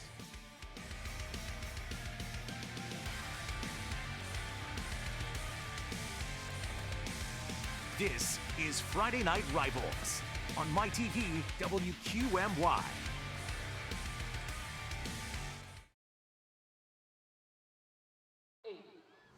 Okay, back here about to start the third quarter, and I have the head coach of Holy Redeemer, Dwayne Downing, with me. Coach, what did you like about your team in that first half? What can you build on? Well, we scrapped. We made a couple good stops on defense. We got a young quarterback, and he made some plays for us. So hopefully, we had a couple blown assignments. Hopefully, we can, make some adjustments and come out and play a little bit better the second half. Okay, so what will your focus be? I mean, that's a big hole to dig out of. We got to get some first downs. We got to put some points on the board. So it was, obviously stopping them.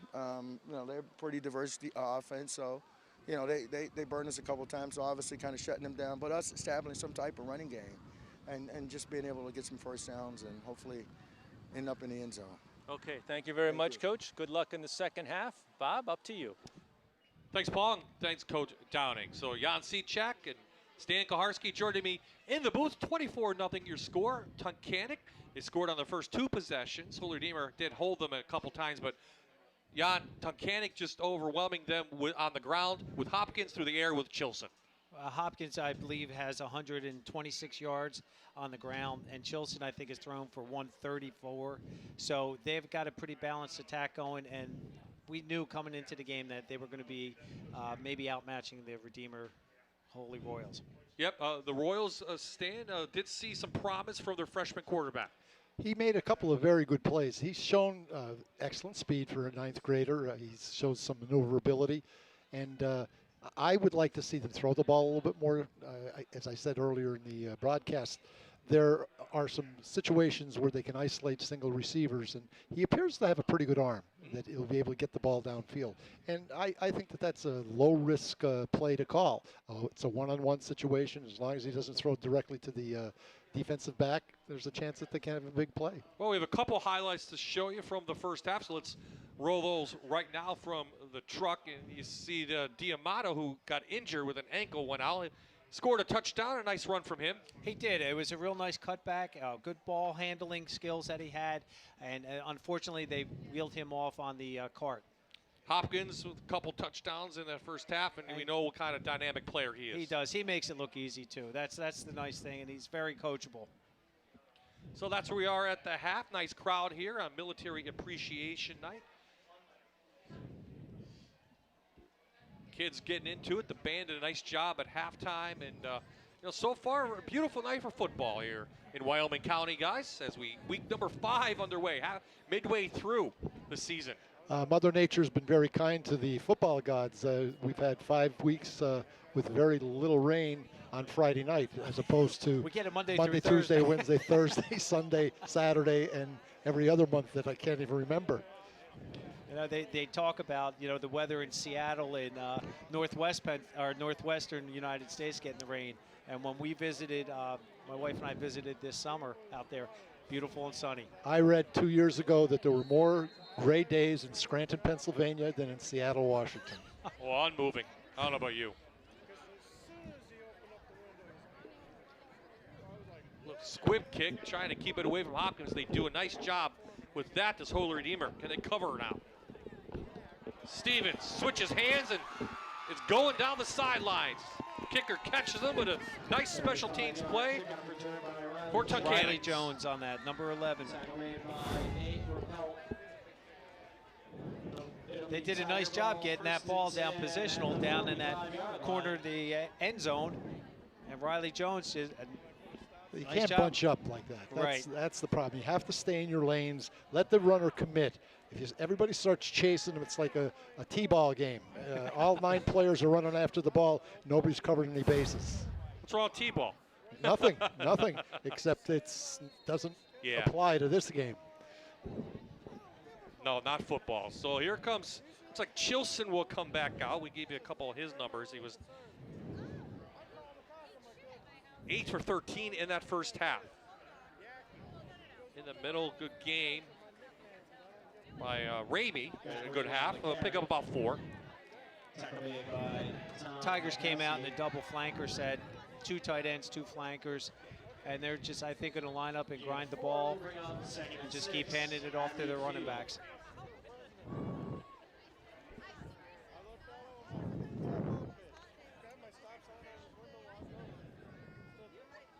Long first half, a lot of penalties, a couple guys injured for Tunkhannock, so not the quickest game we've seen so far. Chilson with a nice arm. Oh, somehow, some way, they come up with a catch is Stevens, and he's going to dive into the end zone for a 50-yard touchdown. Manuka Subaru touchdown for Tunkhannock. Well, you see this play again, 6'5", Jake Stevens just on that little 9 route, that fly. And they were practicing this, and these were the balls that Coach Koharski was talking about, that he just puts it right in there. Great balance, getting that hand down, spin, good vision. That tall, lanky body, Jake Stevens gets in for the touchdown. What I value in a play like that is the run after the catch. It's a great catch, a great ball thrown. One of the things that Chilson did on that particular play that you mentioned earlier, Jan, was he looked off.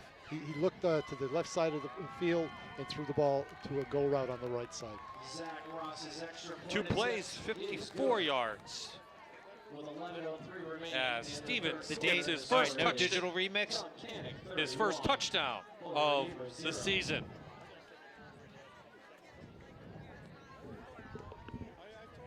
There you see the thank you on the back. That's all going out to all military. So look at it again, Coach. There it is. You can see he was looking to his left, lays the ball up. Great bounce. And Jake's a good wrestler and a baseball player, so he's quite athletic. The only thing that would have made that play a little bit more perfect than it was would be if he just got he high pointed the ball. Right. He let that ball come down and it was almost deflected.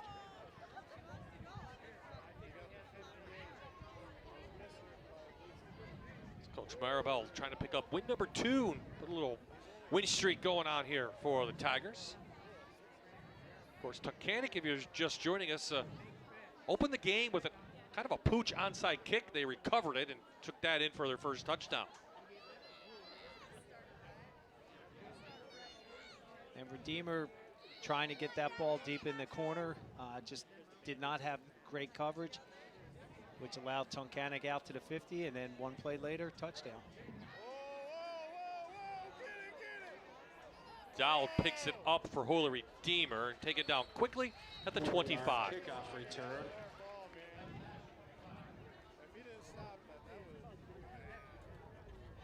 Has it really been 30 years? Back in the day, teams from Tunkhannock, Dallas, Wilkes-Barre, Scranton, Binghamton, and beyond would converge upon the local hotspot, the Brook.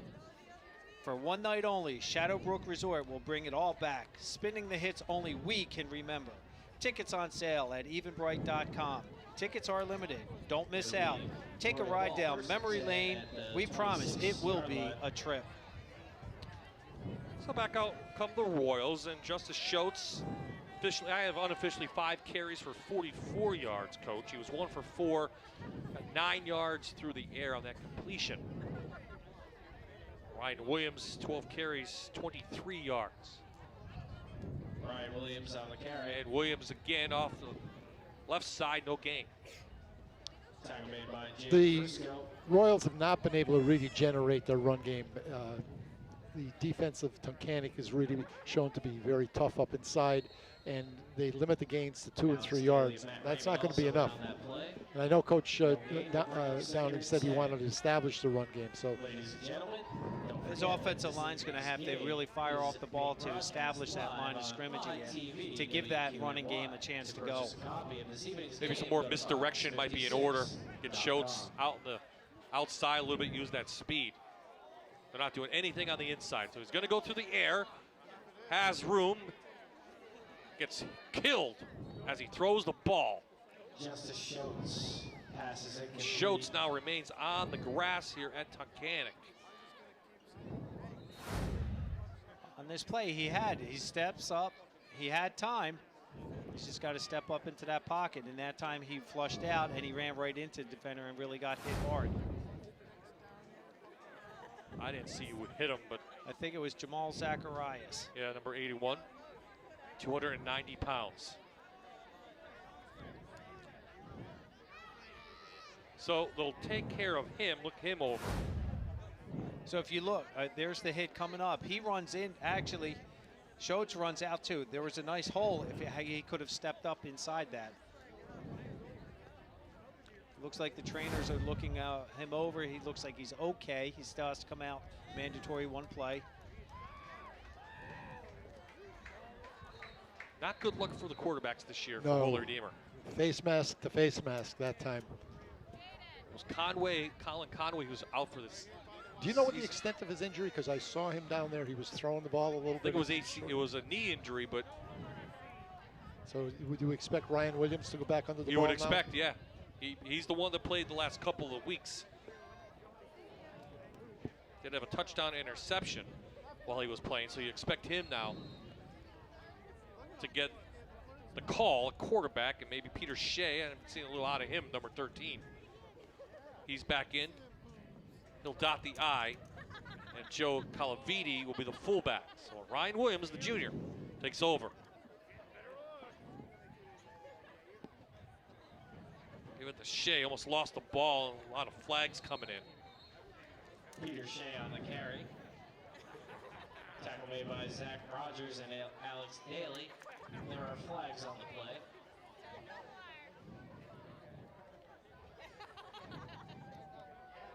No, Coach First Dan. 30. Personal foul. Face mask. Defense. First down. It is a face mask on That the last Tigers. play, again, Redeemer's trying to establish that run. They're running a little ISO play in there. And you saw that the face mask being grabbed. So with that, they'll give him a first down. They'll move the sticks. Schultz still on the sidelines, right around the 40. For the Royals at the 41 Standing yard right line. there, and I bent over a little bit. Still has his helmet on.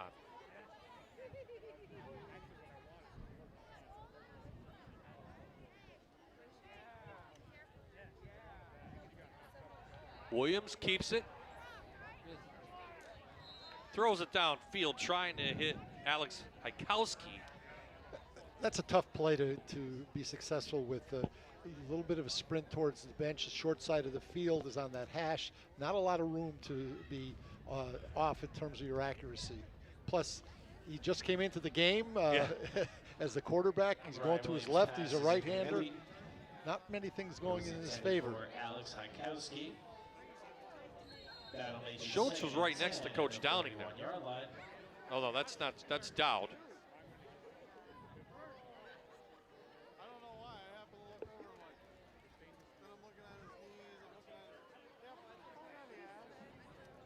So on second down, they go back to the I. Calaviti, strong run, past the 45. Joe Calaviti on the carry. Tackle made by Riley Jones and Alex Sebo. Now Colaviti's slow to get up.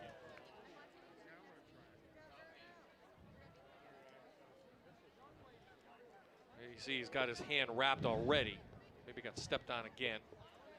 Holy Redeemer cannot afford to keep losing players because the schedule doesn't get any easier for them. You see Hanover, Lake Lehman, Wyoming area undefeated, Myers and Northwest. That's a tough schedule if you're the Royals. Especially when you don't have many kids and you're starting to lose them halfway through the season. Coach, right? That's the tell sign how far you're going to be able to go if you are thinking playoffs or just trying to stay healthy for the rest of the season. It's very tough when your numbers are low. In terms of practices, you have to gear your practices in such a way there's not a whole lot of contact because you can't afford to lose some of the numbers that are low to begin with. And of course, when you're going, I don't want to say half speed, but if you're going in a way that's not real football, it's tough. It's tough to simulate speed and quickness and things like that. 3 wideouts to the near side on this third down. Little draw to Shea, dives over midfield and picks up the first down inside Tiger territory. It's the second time tonight. Holy Redeemers inside Tunkhannock territory. These are bright spots. These plays, again, were able to get some yardage. There's a pretty good gap there. Hard run by Shea. Royals first down and his first 10 at the Picked up another 3 48-yard yards after initial contact. And you said that earlier, Coach, those yards after the catcher, that second effort, and that paid dividends for them for that first down.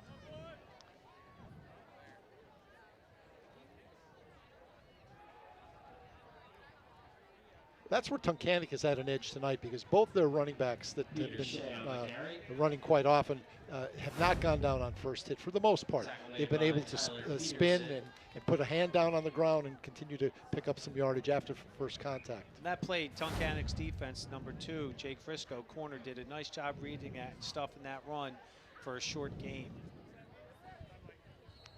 We've talked over the past couple of weeks about how running backs finish their runs.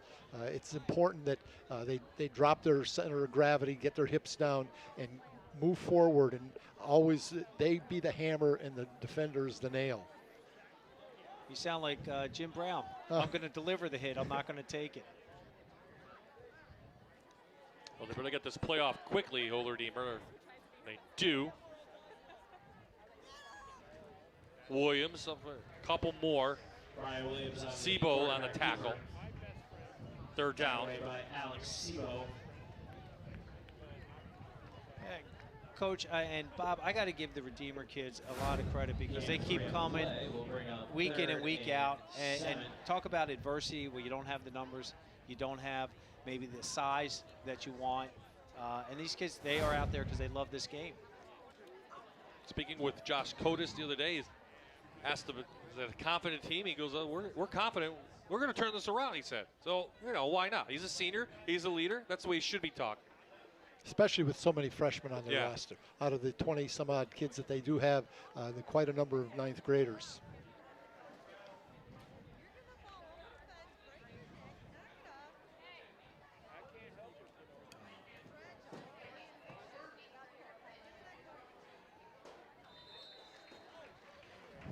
One of the things That's Leon.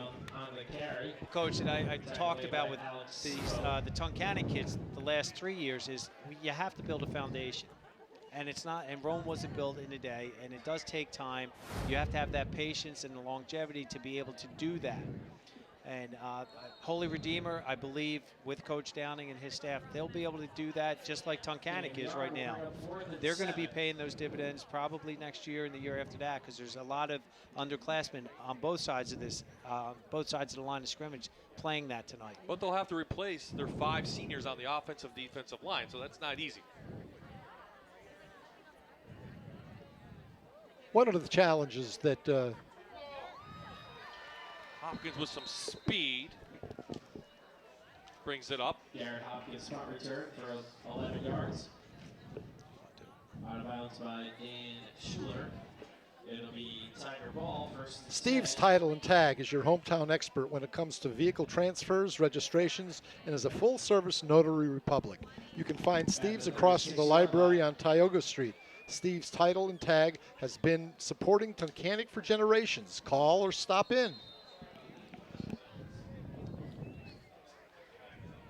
So under 6 minutes to play here in the third quarter, Tunkhannock's added 1 touchdown to their halftime lead. Now trying to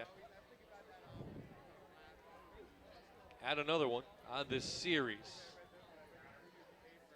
Hopkins stutter step, puts on the Jets over midfield. Garrett Hopkins on the carry. Tackle made by Matt Haley. 15 yards for number 5. On this play, here's that counter tray. You can see the guard tackle coming down. That's a nice lead wall coming in there, and Garrett Hopkins, he let that play develop. He must have heard you, Coach. He said, let the big boys do their job, and good things will happen. Patience is a virtue on the football field. There's times where you have to be patient.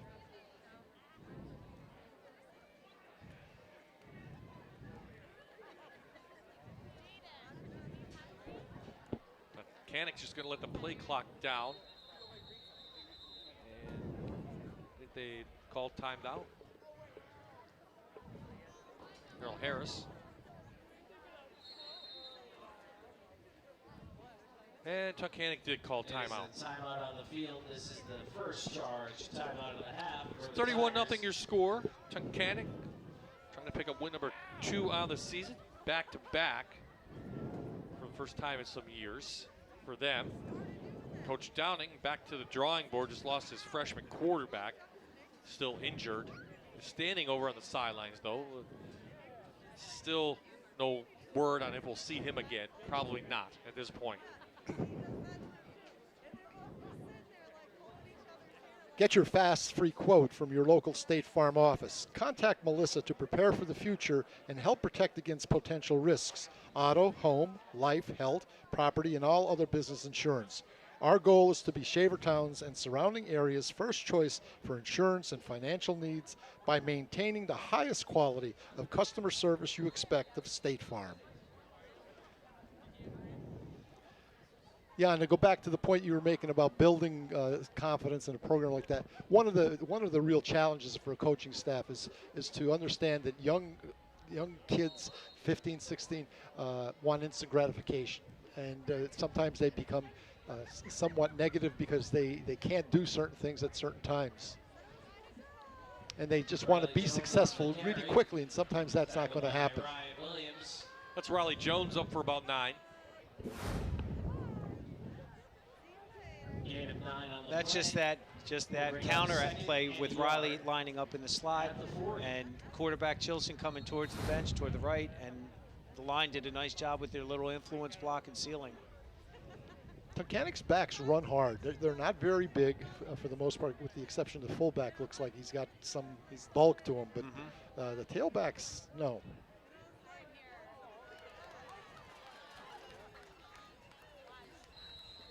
Jack Chilson's pass is complete to Zach So Chilson to Rogers, a connection we've seen tonight a couple times. They've done that all season too, so it's been working for them, especially when you don't have coverage in the middle of the field like this. They were playing a cover 3 real deep. That allowed that tight end to come out, and again, there's number 53. I'm impressed with Chilson's ability to look off. Again, he did it on that play, looked a little bit more to the sideline, and was able to dump the ball on a seam route by the tight end. Tunkhannock inside the Manuka Subaru red zone. Once again, Hopkins dots the I. Give it to number 5. Kodish got a shoestring tackle on that, but not after. Hopkins pick up 6. Tackle made by Ryan Williams. Gain of 5 on the play. We'll bring up 2nd and 5. Tunkhannock's shown a good balance between the run and the pass, which is only going to help them as they move up against additional opponents as we move through the year. And as Jan, you've pointed out, it's a good possibility if they continue to play this way, they'll have a winning streak of maybe 2 to 3 games. Yeah, and Coach coming in, I mean, they were averaging 132 on the ground, 135 through the air, so they were balanced coming in. It's been a goal that they've succeeded with. Sebo with a carry up inside the 10. First and goal, Tunkhannock. Tackle made by Matt Hayden. On this play, we just have a little counter coming in. Gain of 7 is good for a Tiger. First down. Alex Sebo there running hard, a young man that I know that he spends a lot of time in the weight room, and he's like a puppy, Stan. He's big, and he's bulky, and his coordination is getting better. His speed's getting better. He's going to be a good one for them.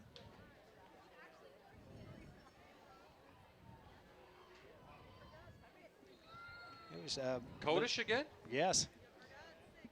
Kodish with Schuler. On the carry. Who shoot in for a rare loss for Hopkins. Loss of 3. On this play, it's power I. And with him coming through, I would imagine he came through that A gap, play side A gap. He did.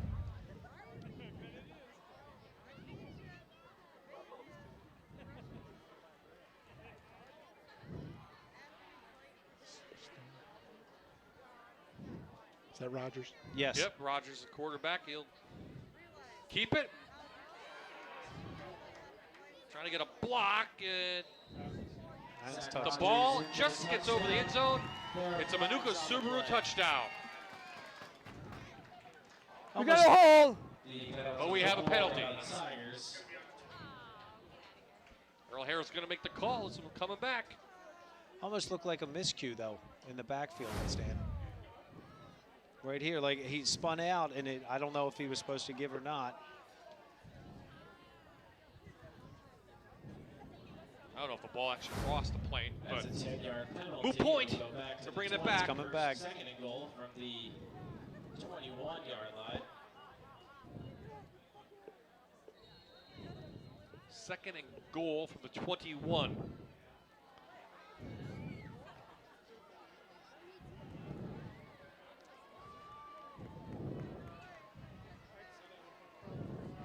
Chilson looking to his left, going to go that way. They put a knee down, but a nice catch by Frisco out there. Picks up half of that, come back on third down. This is a nice job by the receiver to get his butt down, get his hands inside of his knees, and scoop that ball. He did. That was good concentration. That's a drill that receiver coaches work all the time. How do you catch that low ball? It's almost like you're using a scoop. And as a receiver, I'm sure you hate it. I loved it, I mean. Chilson looking toward the end zone and short hops that one. Fourth down now coming for Tunkhannock here late in the third. Fourth down.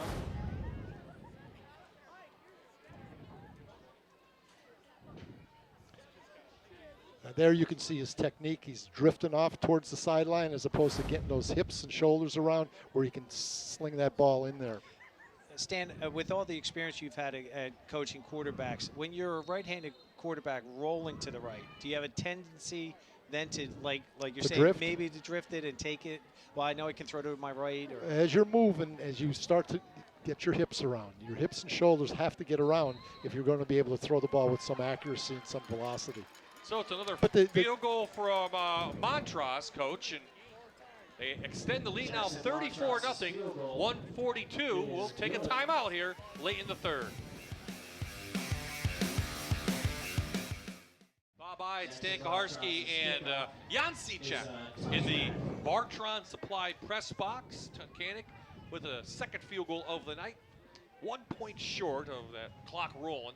34-0. And it'll go on and probably pick up win number 2 on the season. Holy Redeemer will drop to 0-5, back to the drawing board, and on to Towanda for the Tigers after we get through the third and one more quarter after that. Let's pick up your point from before we left, Coach. Yes, as the right-handed quarterback is moving to his right, it depends on whether he's pressured. Half the time when he throws as he's moving east and west as opposed to north and south, it's because he feels pressure. But once he gets to that perimeter, if he can just get his hips around, and what I used to teach him, just run downhill. You're running downhill, and you're going to get everything on the ball in terms of direction as well as velocity. But that's easier said than done. But that's something you have to work on every single day in terms of your quarterback's different routines. Show's done for this day, it looks like. So Ryan Williams going to lead the Royals the rest of the way. Christian Leone on the carry.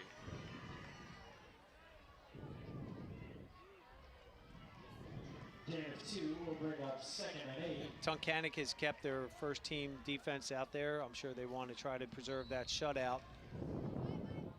This is a good opportunity, however, to get some of his younger players in some varsity play. You weigh what's more important, 37, 34, 41-0, or 34-7, but your kids get experience. And we've said this over the past couple of weeks. There's nothing that can replace experience in terms of you getting to be a better football player. Totally agree, Williams Coach. back. Here comes the blitz. And somehow escapes it. And we have a flag. And a flag down. This one's going to halt the clock again. And now Williams shaking up. I don't know who the fourth-string quarterback is. There you see the flag came in real early. Going to go against Holy Redeemer. Waiting for Earl Harris to make the call. It's a little shift. Another mental mistake from Holy Redeemer. Again, that's the youth in them. There's Williams again. He's grabbing that sternum, kind of in the middle of the chest there. He took a good shot to the rib cage. He did. He did. He shook off that first hit, and then he got walloped right after that. After the penalty yardage, it'll be 2nd and 14. try to teach your runners to, they're going to take a hit, take it on their shoulder pads, which means they got to, if they can, drop their hips and just lean a little bit forward and take the hit on their shoulder pads. Back to Leon. Now Tunkhannock's just kind of teeing off, figuring they're just going to run the ball. Sebo in, and that should do it for the third quarter.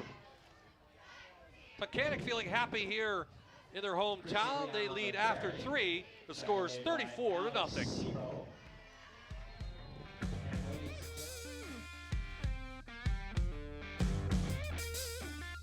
Friday Night Rivals is brought to you by Toyota, Let's Go Places, Luzerne County Community College, Keystone College, Manuka Subaru, Melissa R. Walters State Farm Insurance, and Tunkhannock Auto Mart. We are back in Tunkhannock. There you see the score, 34-0 after 3. The Tigers over the Royals. See number 26's helmet there. And that's Gavin Diamato, who actually had a touchdown in the first half, then got injured. So he's out right now. Hopefully he'll be back for next week's game at Towanda. I think they heard Coach Kawarski's and myself's our conversation about replacing kids. The Tigers now getting some of those younger kids in there to get that experience. Ryan Williams, who came in for Justice Schultz. Ryan Williams on the carry. No room, not much room there. They'll have to kick again, will the Royals. Yeah, and we're going to give you a homework assignment until we meet for our vlog on Wednesday afternoon. You got to tell us what the vibe is in the halls of Tunkhannock High School after a two-game victory scheme. Absolutely. That one will be an easy one. Thanks for that easy assignment, Coach. There should be a lot of excitement in the halls. Kids should be talking about the great football game on Friday night. And Bob brought up the Tunkhannock-Towanda connection and how that's kind of become a rival, even though we're 40 miles apart.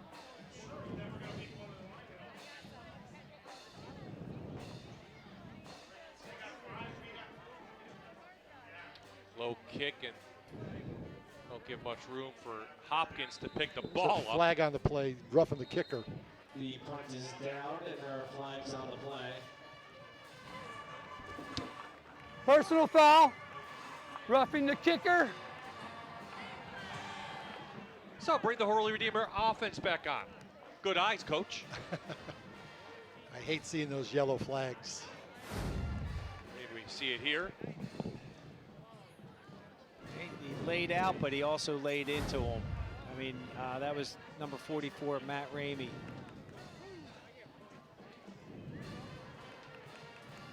It is a personal foul, roughing the kicker. So still another opportunity now for Holy Redeemer maybe to get on the board. For the Royals. They haven't scored since their loss in the opening game against Holy Cross. It'll be Royal ball, 1st and 10. That's a long time. That's many plays. And there you see the starting quarterback, Justice Schultz, who took a shot. He's laughing a little bit, but I think maybe in a little bit of pain. Probably wants to be in the game, and they're saying, no, not yet. And there you see the other quarterback who played, too, Conway. You see his shirt. So the MASH unit over there for Holy Redeemer.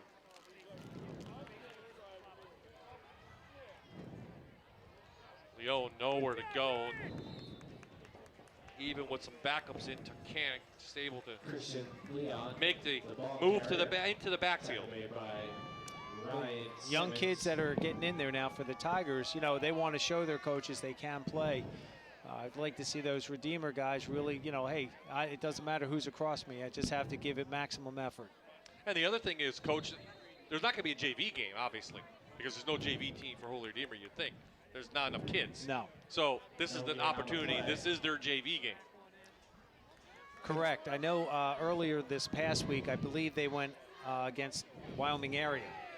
So they have been picking up some JV games. Stan, you and I talked about that in the beginning of the season, just the lack of JV games and how that's hurt a little bit some teams. I'm going to go back to the point I made a few minutes ago. there's nothing that can substitute for experience. The more downs you're on that field, the slower the game becomes.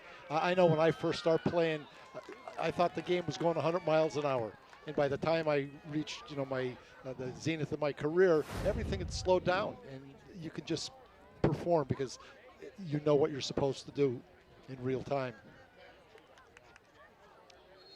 So another long distance for Holy Redeemer to pick up a first down.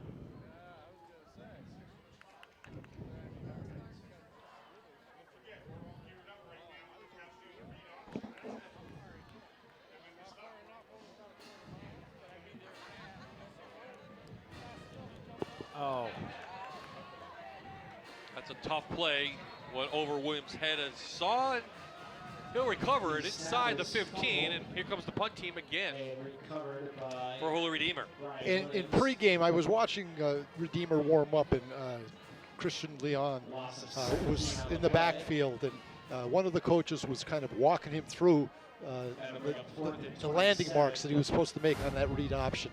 I don't know, he's in 9th grade. Is he a new kid to the roster? Has he been there since August? It's a tough situation It for really is. the Royals.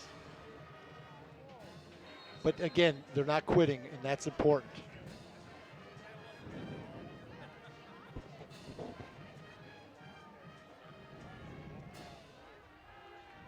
Let's do the snap on this one.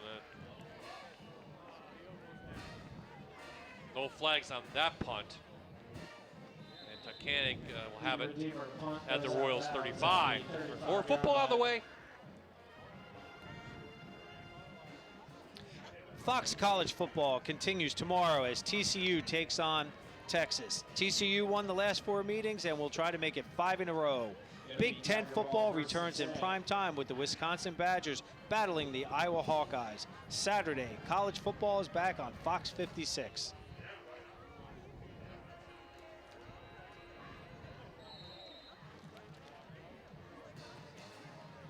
Couple scores. Williamsport beat Crestwood 42-14. Dunmore shut out Riverside 49-0.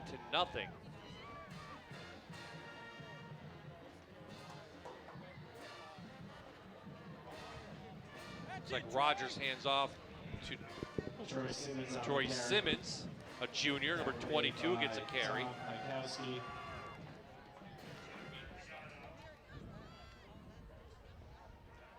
Gain of 7 will bring up 2nd and 3 at the 28-yard line.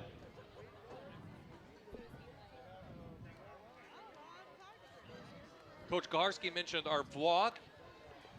You can check that on Thursdays. You can check it out on Facebook and Twitter and at fox56.com. The 3 of us break down a couple of the games coming up that week, including our game of the week. And next week, it will be a good one. Berwick and Valley View both won tonight. So we're all set for that undefeated game. So our Tunkhannock Automart trivia question of the night. Dwayne Downing played quarterback for Penn State in 1986 and 1987. Maybe we bring Paul in this because he's pretty much the Penn State expert. How many career interceptions for Coach and how many touchdowns? No Googling it. I did. I don't know if Paul That can. would be that sideline guy. Yeah. But he's on the phone now. You see? Oh, no, I was talking to my stockbroker. Oh, okay. Tunkhannock Automart trivia question. I'll give you a couple minutes to check that one out. Did play on the championship team, too, for Penn State. Mishandles. Running hard. Simmons again. Aggravated by Ryan Williams. Oh, first down for Tunkhannock. Oh, okay. Paul? Ask the question again. Okay, Dwayne Downing? Yeah. Played for Penn State in 1986 and 87. That was when he got on the field. How many career interceptions and how many touchdowns?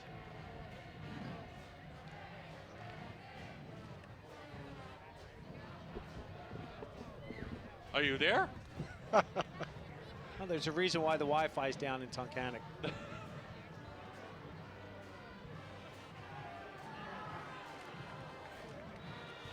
Matt Ramey on the carry.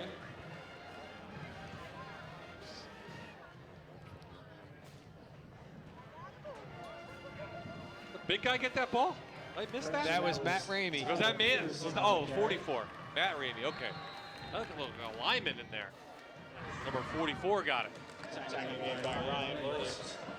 Did we leave Paul behind? All right, Bob, I think I have the answer. Oh, of course you do. Okay. Boy, Google not working tonight? What? No, I got this one. He had 3 interceptions and 1 touchdown. Cheater. Paul, you're a fountain of information. Yeah. He is a wealth of knowledge. You didn't even know he played for Penn State. Oh, I knew that, and I can tell you the score of the Penn State game right now, too. No, no, we're good. We're still watching this one. So was that right, by the way? 3 Yes, interceptions? that's right. All right, I totally took a wild guess on that. But Yeah. he just seems like a kind of guy who would have had 3 interceptions and 1 touchdown. Not bad, huh? Not bad for you, Paul. All right, let's do You get some the A. calculus. You get the A. That's 2 weeks in a row he's got the answer. Right. I can solve pi, too. I can serve pie and eat it.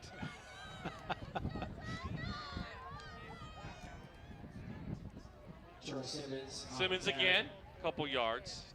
Look like Kodish in there.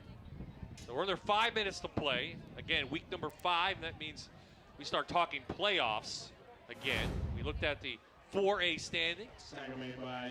See the run again. And Tunkhannock is starting to substitute their offensive lineman. They've got Troy Simmons running the ball now.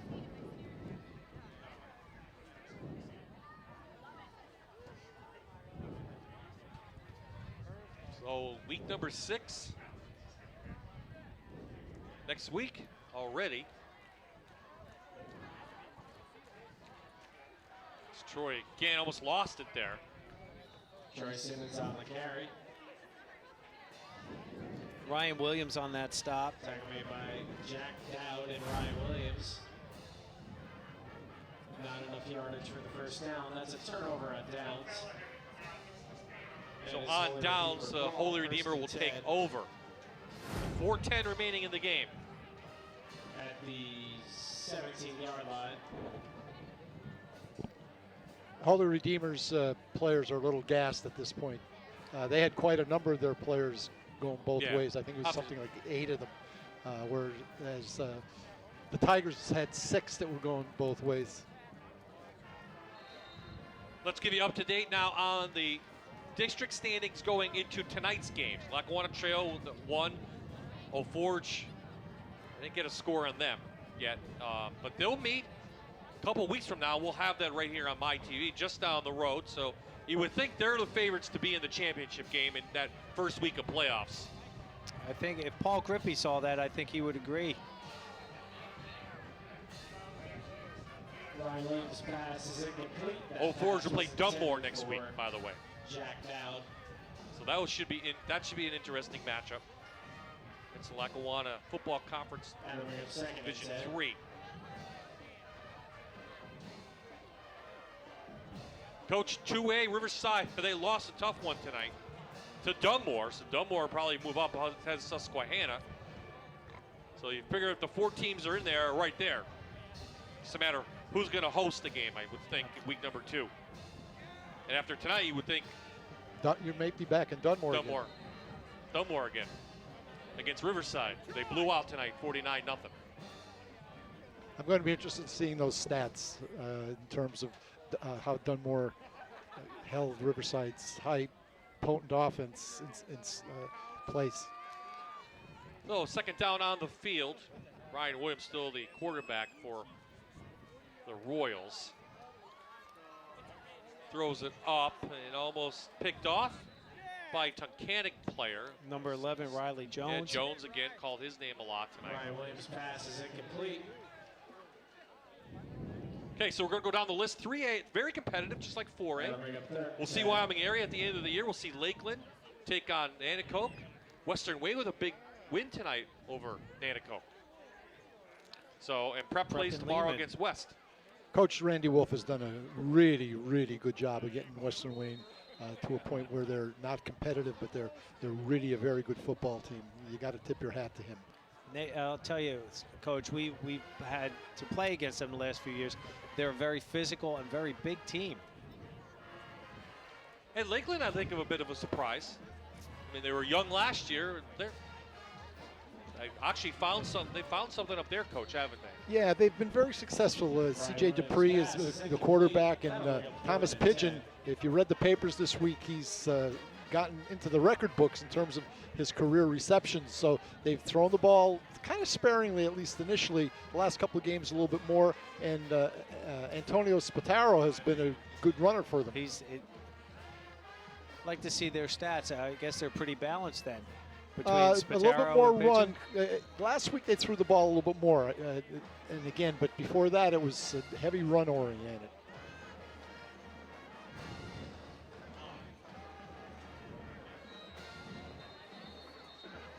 This one's going to be stopped before it starts.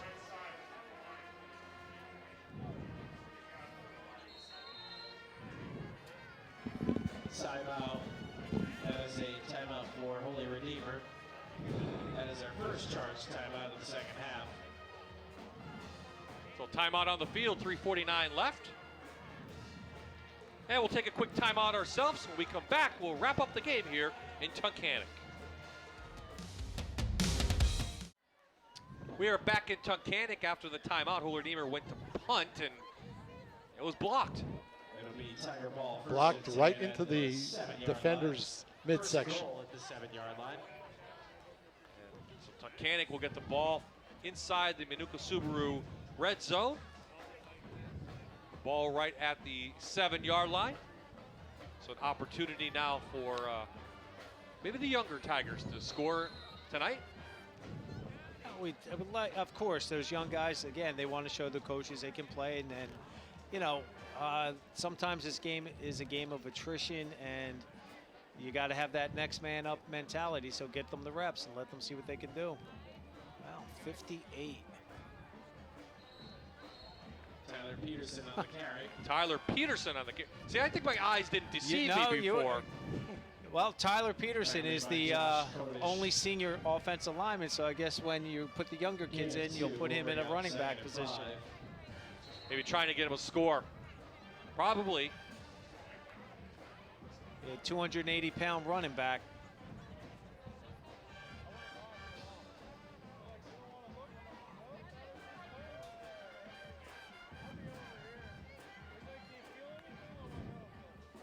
They're going to give it to him again. Kodish grabs him by the ankles inside the 5 to the 3. We mentioned Old Forge. They beat Holy Cross tonight pretty easily, 47-7. So sets up that matchup with the Bucks next week. The Wallen Paul pack, does that say 32-31 over Hazleton? Does. 5 minutes left in the fourth quarter. It's not over. Right? No. That's be 2 weeks in a row. Doc Watson's team is coming back from behind. Can they give it to him again? No, that's Jacob Boltrasitis. Jacob to the 5, and it'll be 4th and goal. Tackle made by Alex Hankowski. Speaking of Wallen Paul Pack, they'll be in the sub-regional with District 11. They're the standings going into tonight. Valley West lost to Dallas. I didn't get a score on South yet. The Wallen Paul Pack with a win could, if they come back and win or hold on, it could be right there in the standings and get a good spot. And I think they have Valley West next week. Paul Pack? I think they so. might. We'll check. So 4th down and goal. They do have Paul Pack next week. Where's that game, Bob? At Valley West in Kingston. Tough run, almost to the end zone. Didn't get a number. 28, coach. 28? Yeah, I'm not sure who that is. So Holy Redeemer will take over on downs. 92 seconds left in this one.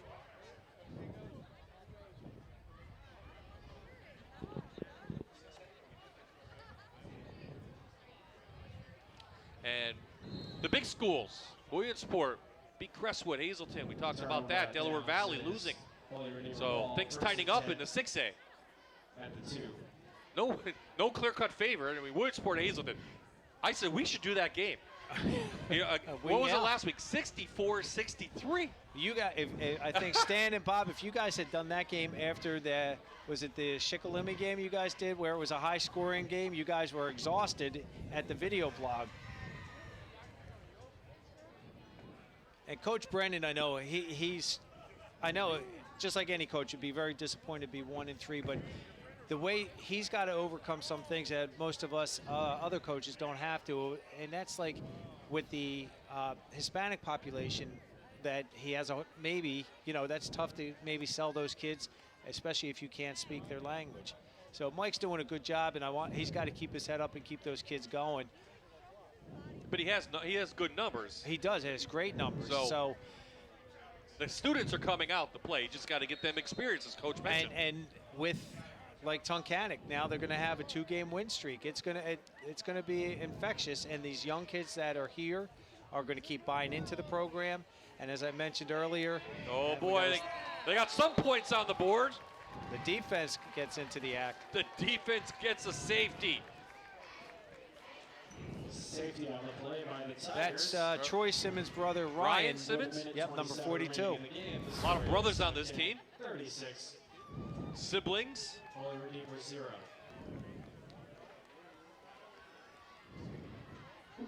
Hayden. And got Shane tackled. Wood. Yep. Shane Wood was the one that made first contact in there, and it's his first year playing football. The safety, the tackle was made by Shane Wood. Took a little bit longer for Tunkhannock to get things going. Finally, once they did, they, put the knee down on Holy Redeemer, which kind of was expected tonight. It was, and I think sometimes teams have a tendency to play down a little bit to their competition, and then they got on track and they started doing what they were supposed to do. But Redeemers didn't quit. Nope. Their kids, they know every week they've got a battle. So this kickoff should be interesting, 'cause it's not something you can practice all the time, right? No. With the safety? It's it's that necessary evil you have to practice. You don't want to. You don't mind being on the receiving end of it, but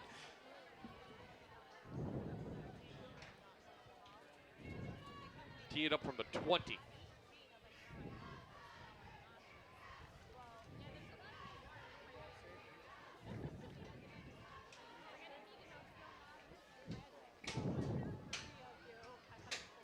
Nate Rappelt has done the punting and the kicking tonight for Holy Redeemer. he's had a rough night, especially at the punting situations. Well, the snaps, True. were hard.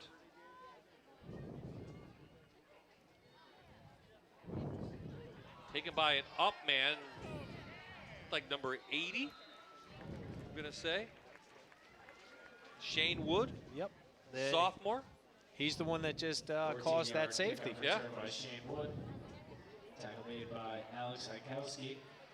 Established in 1967, ServPro is a national leader of fire, water, mold, and other specialty cleanup and restoration services. Their professionals are faster to any size disaster and are available 24 hours, 7 days a week to restore or clean your property. ServPro will make fire, water, and mold damage like it never happened. You can reach them at 1-800-ServPro. Well, we want to thank everyone for Tunkhannock who welcomed us tonight, and everyone in the community who made this possible, Coach. As you know a lot of these people up here. Yeah, this community really does a tremendous job supporting all the athletics here in Tunkhannock, whether it's the youth or the high school, and it's just a testament to how they really believe and they want these young kids to be involved with all these activities that they have here in Tunkhannock. And we'll see Tunkhannock in the basketball season. That should be pretty good again. As we're taking knee here with 20 seconds left. And that will do it. So Tunkhannock, 2 wins in a row, heading to Wanda. Holy Redeemer back to the drawing board. They'll drop to 0-5. The final score, Tigers 36, Royals nothing. And now Paul Grippy will be on the field with our players of the game. Next week, the Tigers are on the road. So Coach Maribel, congratulations to him for picking up win number 2. Drive home safely this evening, and thank you again.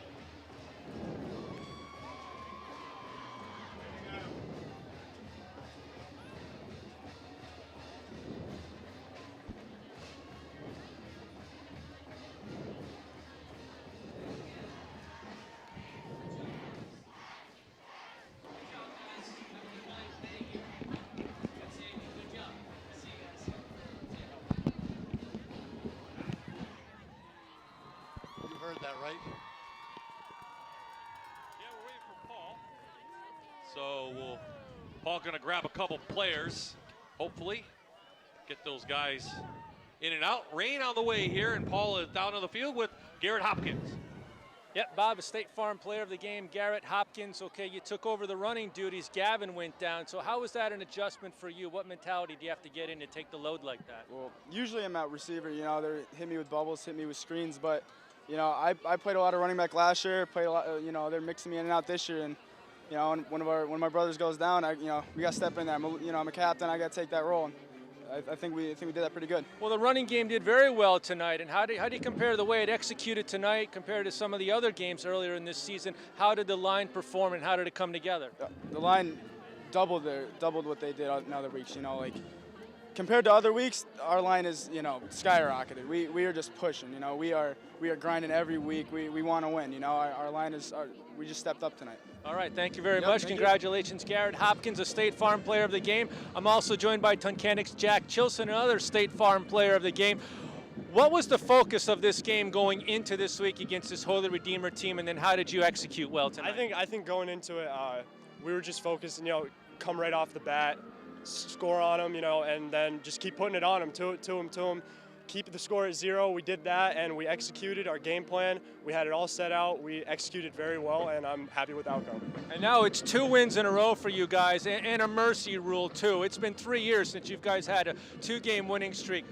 What's it like with these guys? What does it mean to this team? I think it's a great confidence booster. I mean, but I know we're not taking it lightly. I know we're going to keep the foot on the gas pedal, and we're going to keep going because our goals are way higher than 2 wins in a row. We're going to keep it going, and we're going to get this Tunkhannock football program back where it needs to be. All right, thanks a lot. Good luck next week against Tawanda. Jack Chilson and Garrett Hopkins, the State Farm players of the game. Lots of smiles here, Bob, on the Tunkhannock sideline. That is a good feeling, 2 wins in a row, and to get it here on their home field tonight. Well, thanks, Paul, for everything you've done tonight. Guys, next week we have Valley View and Berwick. That should be a great one. All 3 of us in the booth down there, and looking forward to that. We'll talk about that with our vlog, which you guys can catch on Thursdays. So how about that? Any final thoughts looking towards next week? Well, the build-up is going to be tremendous. You've got 2 storied programs going into a game. They're 5-0. So it should be a rocking and rolling down at Crispin Field. We'll be ready for it down there. Here we come, Berwick. We're getting ready to go. So thank you to the entire Fox 56 Sports crew. For Paul Grippy, Stan Kaharski, Jan Sechak, this is Bob Ide saying so long from Tunkhannock.